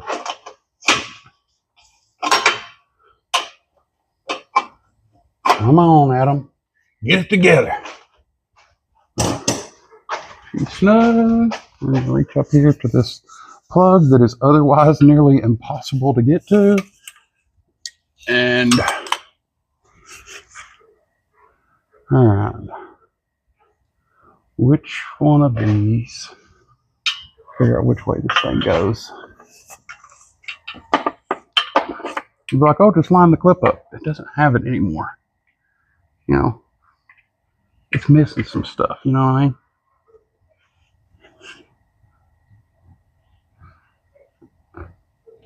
mean? Boom. She's plugged up. All right. Now our harness pops in on the side of the transmission. That's plugged up. We'll plug up our reverse. This is our reverse switch. That way our reverse lights come on. And then we've got a couple more here. O2 sensor plugs for the downstreams. And our speed sensor plug. Check, check, and check. We are in like Flynn. I kind of mixed Flynn and Finn together because I couldn't remember right off the bat exactly which way it went. So, you know, I mean, don't act like y'all ain't done it. You know, you'll be singing a song and there's some lyric you have no clue what the word is and you just kind of ramble it off like something close. You know, if somebody paused or muted the music while you're singing that part, you know what I mean? You may not admit it, but you know what I'm talking about. I ain't judging you. I'm just saying I understand. Because I'm not perfect. Alright. Now we got some weight. We're lifting stuff. We're going good.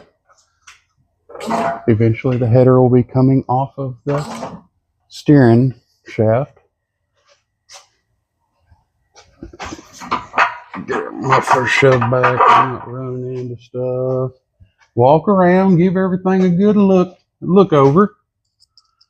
We're going to plug up our rear O2s.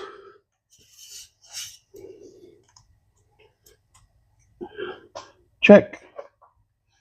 Now we need to continue raising the transmission until we're close enough that we can get our bolts started to go in our transmission cross member.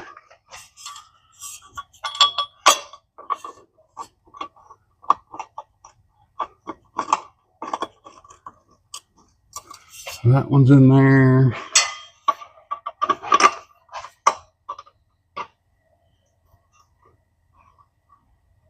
That one's in there. And we'll go up a little bit more. Get these two cross member bolts started.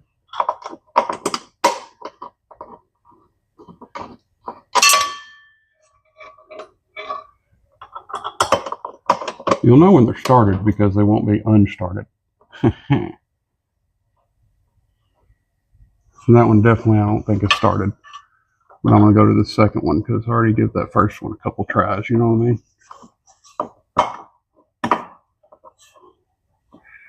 Get in your home, buddy. He's getting closer to his home now. I can grab us a wrench. 13, 13. I want the wobble one. Where may you be? underneath all this other stuff, exactly where I put you. Thank you for staying there. But you could have said something. All right, we're going to take the one that definitely wasn't started out.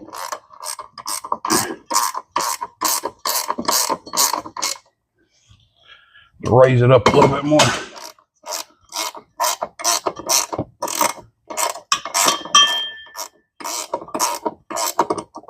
What is wrong with this thing?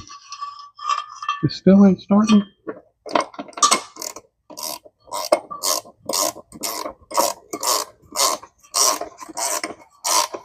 Oh, that one's started now. Let me go back to the other one. You ain't where you fit in. Exactly what it would be doing if it fit.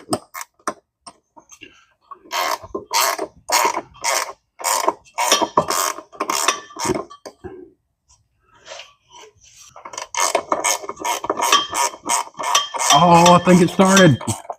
Ha ha, sucker! Yeah.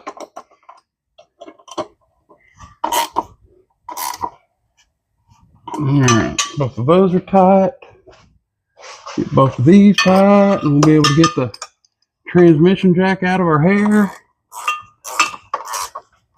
We've about done used the mop on top of my head to clear all the spider webs up from underneath this thing.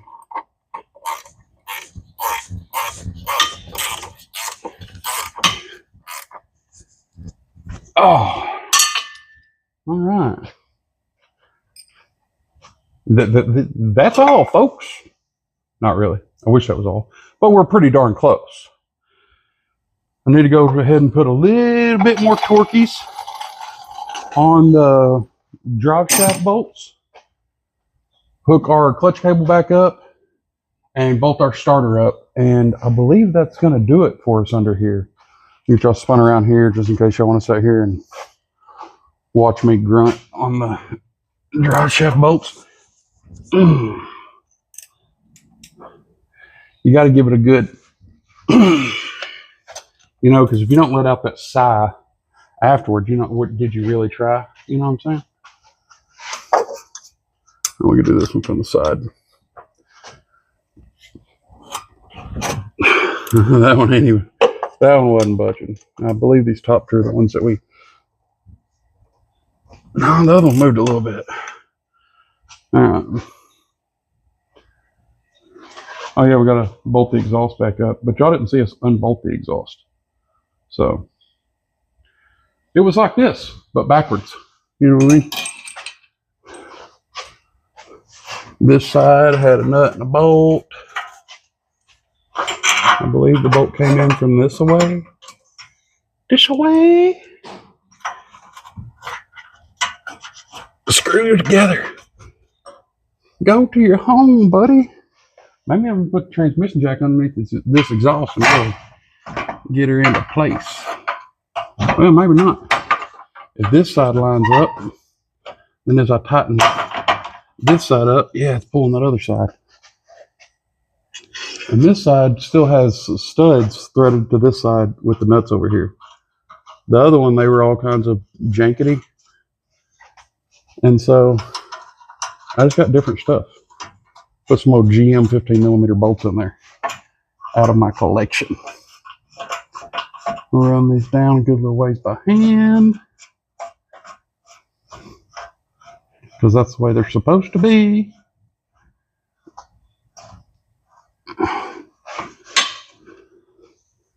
All right.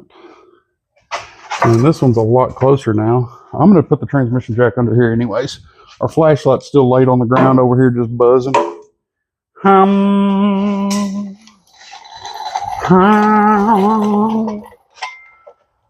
right. Show me what you got, transmission jack. Make Papa proud.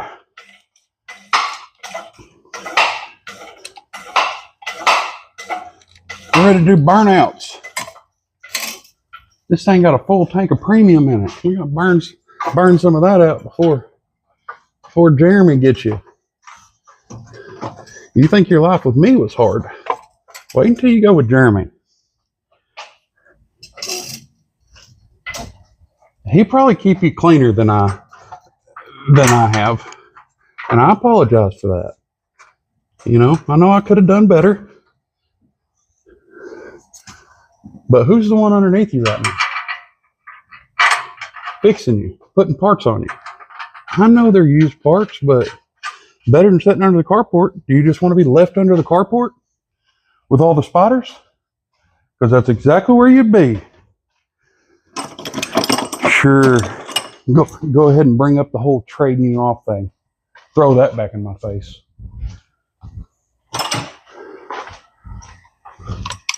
Some cars just really don't appreciate how good they got it, you know?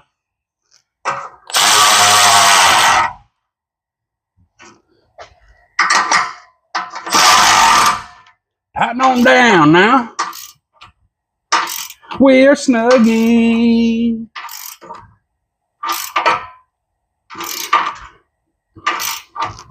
What you want to do is you want to tighten it up till it starts getting loose. And then back it up a little bit like you didn't do it. You know what I'm saying? This is how we do it.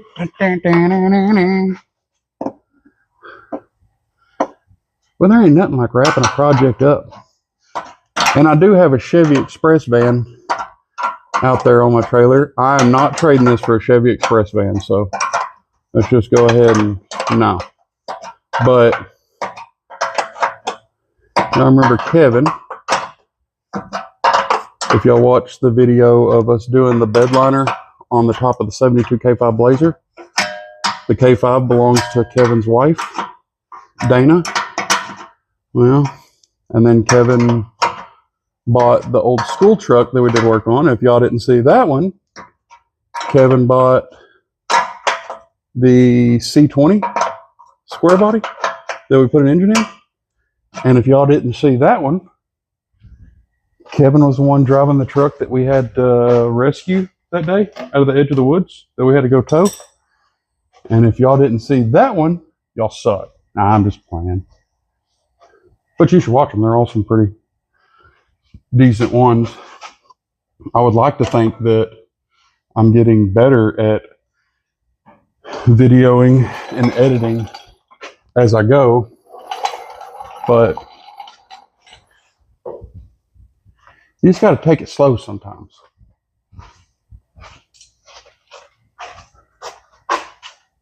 It's tough to remember the camera and remember the microphone. I might be sitting here talking for 30 minutes before I look over and realize the microphone had died and the little green light's not lit up anymore.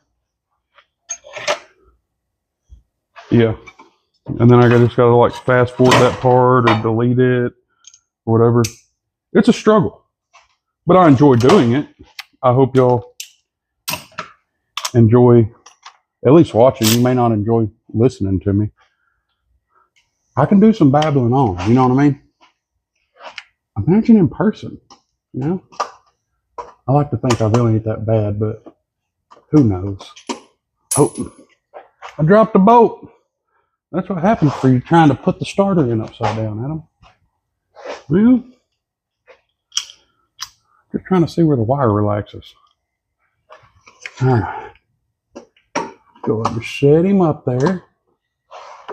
Get the bolt that I can see in first. I'm going to get it real tight. I'm going to go to the next one. Same thing with that one. I'm not trying to get it real tight. Just trying to get it in there. Alright, that top one that's hard to get to.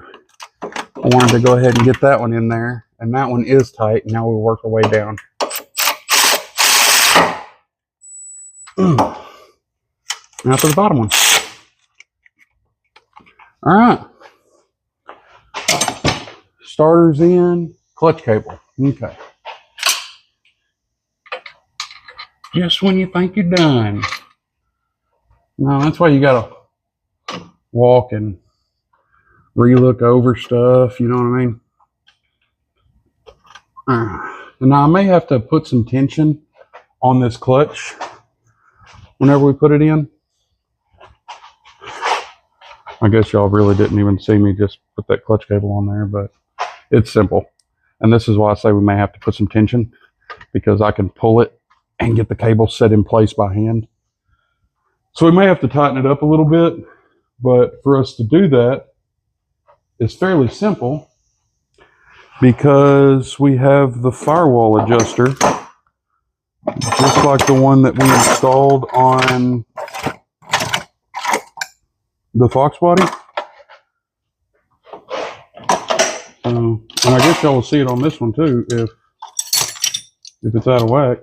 I'm trying to find our little clip. So there's our screwdriver. Maybe our clip is laying close. Yes, it is. Okay.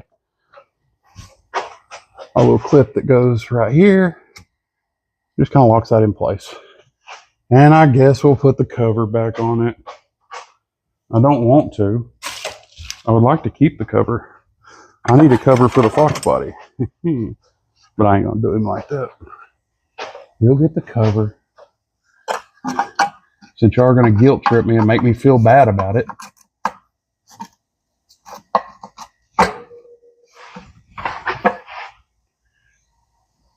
There's a little bolt back in the back side of it. It was a 3/8, but we used a 10 millimeter, and that's what we're going to do again. Because I have a 10 millimeter right here. Oh, it's got to be super tight anyways. You know, like we're torquing her down. Wham bam. That's it.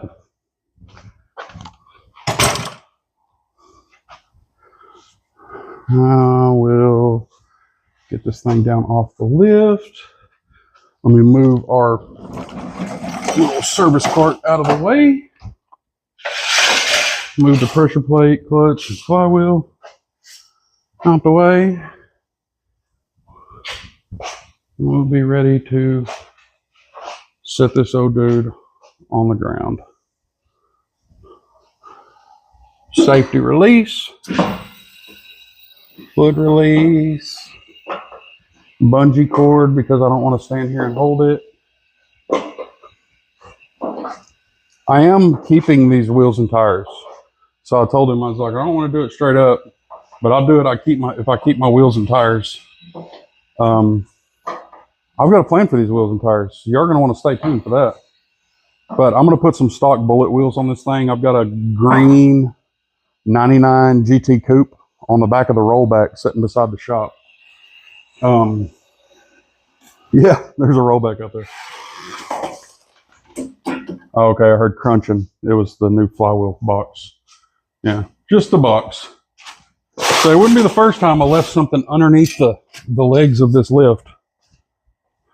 And I really don't need to let the lift down all the way right now anyways, because I want to go ahead and after get the shifter in there, we're going to fire it up, run it through the gears, and make sure that the clutch is releasing the way it should, yada, yada, yada. So give me just a second. See about getting some fluid back in here to top this thing off through the shifter hole. We didn't leak a whole bunch, so we won't have to add a whole bunch.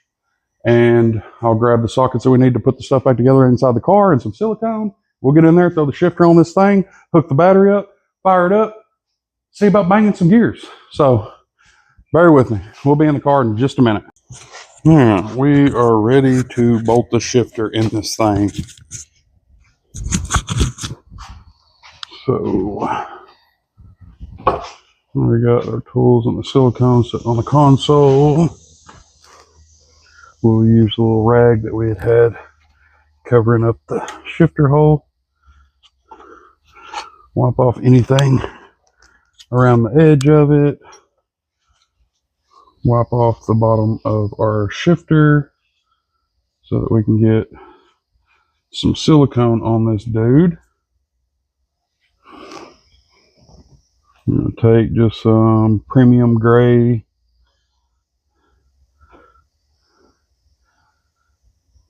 and run just a little thin bead. It don't take much. It's a couple of machine surfaces, so it's going to squish it out. You got to gob it on and know that it's squishing way out the edges and all of that. You need to get some coverage.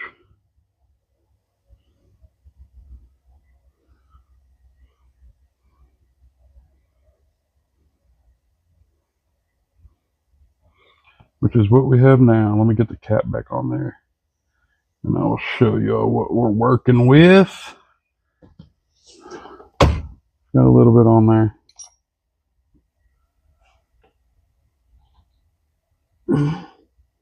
Okay. Get our 4 bolts all started.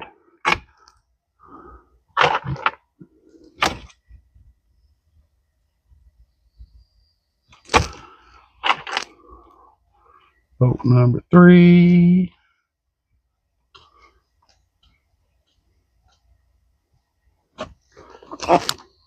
Get started. Got some silicone down in the holes. And bolt number 4. And these are stainless bolts so that they don't rust or corrode. Snug those down and a crisscross pattern. Once the first 2 are in, you're good to tighten the rest of them from there.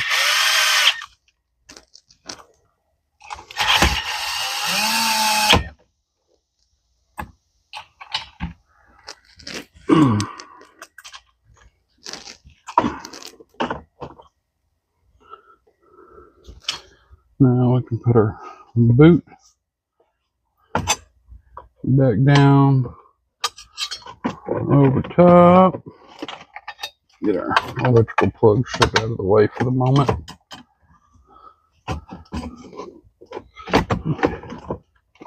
It's a stretch around those bolts though, but it didn't rip, so praise God for that. Now we can put our 8mm in. I'm trying to get this done in a timely manner because the phone is on low battery mode.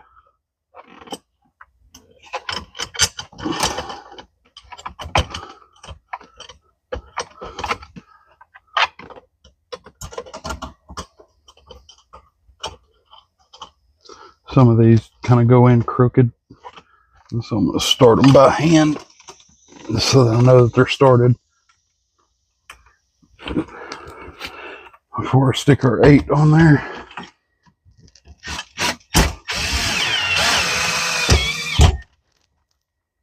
And these ain't got to be super tight.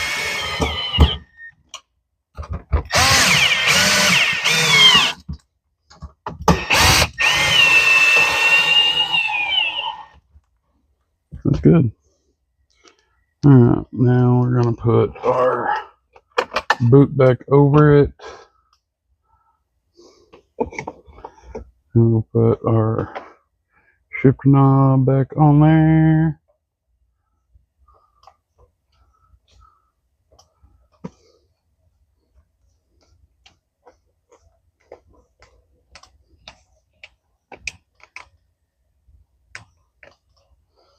Make sure it's lined up.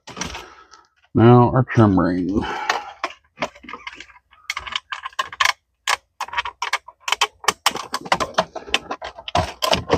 Power outlet's plugged back up. Popped in there. Now let's go around here and clean the corrosion off the battery. Get the battery bolted back in. We'll be ready to fire this dude up and see how she works. We got our little terminal tool. We will, well, I guess we'll keep the top on it for right now. Put it on there. Give it a twist.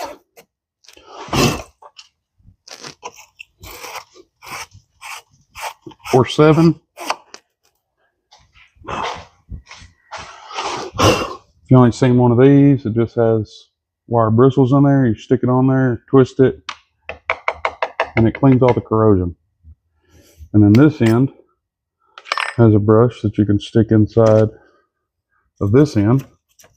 Or we'll use it on the outside. That way we can be sure that we're getting a decent connection.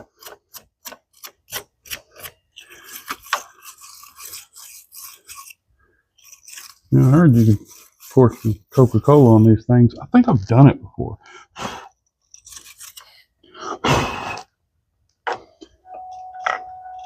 We got dinging. Let me grab us a wrench so we can tighten that terminal down. Wrench, oh wrench. Where might you be?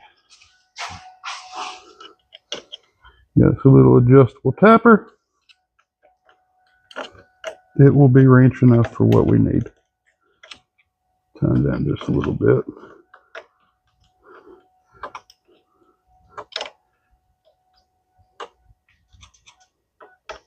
Make sure this one's tight. All right. Let's see about firing this dude up. We'll go ahead and raise it up a little bit to get the back tires off the ground. Back tires are off the ground. That way we can see about getting it in gear and letting out of the clutch and all of that. And then after that, if all is well, which I'm hopeful that it will be, then we will set it on the ground. And if we need to make any adjustments to the clutch, we'll do so with the adjuster on the firewall. All right. Fire in the hole.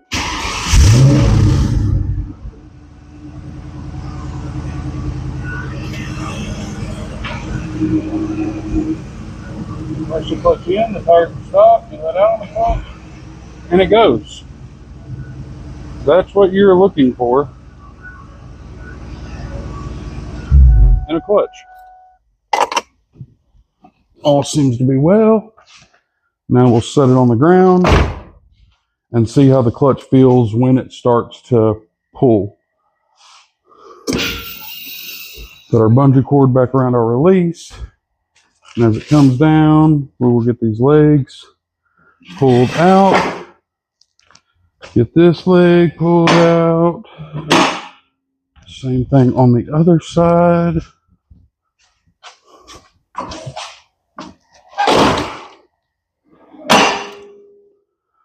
Alrighty. I would go ahead and drop the hood, but if we got to adjust the clutch cable, I want the hood to be open already.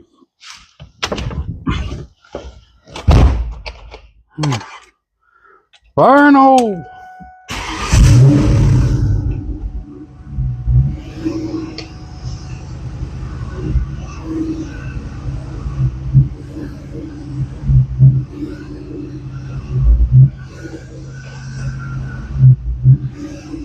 Oh, you gotta have the clutch all the way down.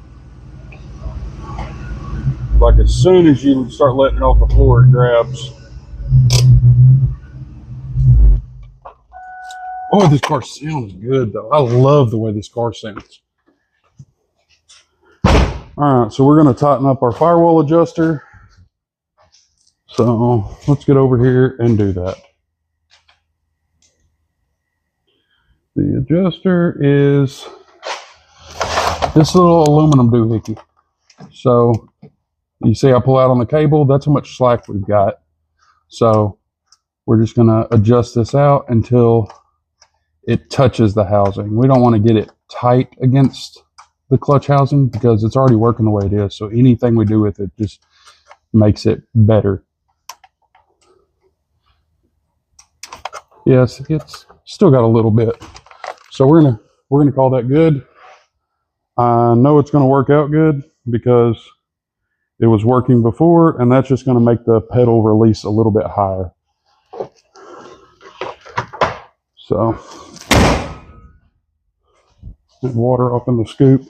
We fire it up again just to be sure. You know, sometimes you do things and you're like, oh, I did that exactly backwards from the way I meant to. So let's try it one more time. I'll close the door so I don't have to listen to dinging. Oh, the e-brake set. That'll do it.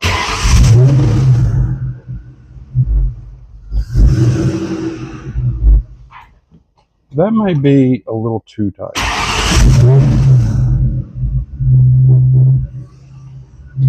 Well, let me back it out of the shop and then pull it back in.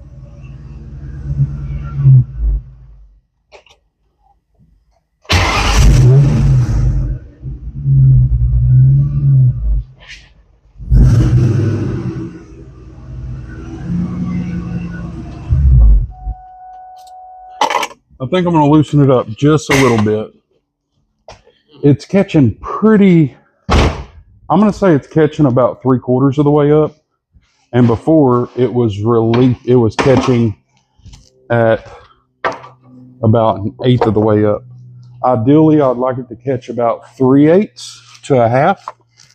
I'm just going to go in probably 2 full rotations. And we're going to call that good. So, wham bam. She's fixed. I appreciate all y'all for watching. I hope y'all enjoyed it. I'm going to go inside, do some editing on this thing, fast forward. I'm going to do a lot of fast forwarding when we were putting the transmission back in, because after I got finished recording, I realized that that portion of the video was 1 hour and 7 minutes and some seconds. So I'm going to try to scrunch that down and try to speed this thing up, get it all put together, and get a little music added in where we sped it up or whatever. Try to get it edited where it's as pleasant to watch as it is for me to finish it. So, like I said, I appreciate all of y'all for watching. I hope y'all have a blessed weekend, wonderful weekend. It's going to be like 100 degrees here in Central Arkansas at least. And we're going to try to make the most of it. Going to try to get off in some water somewhere, do some cruising. I'm going to call and put insurance back on this thing for the day so I can go driving it around with the top down, get a little wind in my hair, you know what I mean, for the last time until we're probably going to end up with another convertible at some point. Am I going to miss the old Sonic Blue Mustang? Absolutely. I like this car. I think it's gorgeous. I don't care if it has a black front bumper and a black trunk lid. I put the black trunk lid. Well, technically I did the bumper too. It doesn't bother me. If the body lines are straight, that's what's important to me. I can't see what color the bumper is behind the steering wheel, you know? But I do appreciate every one of y'all. Don't forget to like, share, and subscribe. Send it to a friend that likes watching this stuff, may tackle the same thing. Hey, I anticipated it being one thing. It ended up being something else. It's just the name of the game. We got in there. We had some parts laying here. We made it work. It's a driving car again. I want to enjoy it for one more day. So since I'm going to be doing that, I need to clean. Spider's been living in here for a minute. We got mold on the leather. We're going to have to clean that, condition it, vacuum it out. And I would like to say I'm doing that for Jeremy that's getting the car, but I'm doing that because I'm going to go drive it around for the day, and I'm going to have the old lady and kid in there, and, you know, just going to go enjoy it. But I appreciate y'all. I hope y'all have a blessed rest of y'all's day and a wonderful weekend. Like I said a while ago, God loves you. I love you. And until next time, this is Adam from Koger's Customs, wishing y'all a blessed day.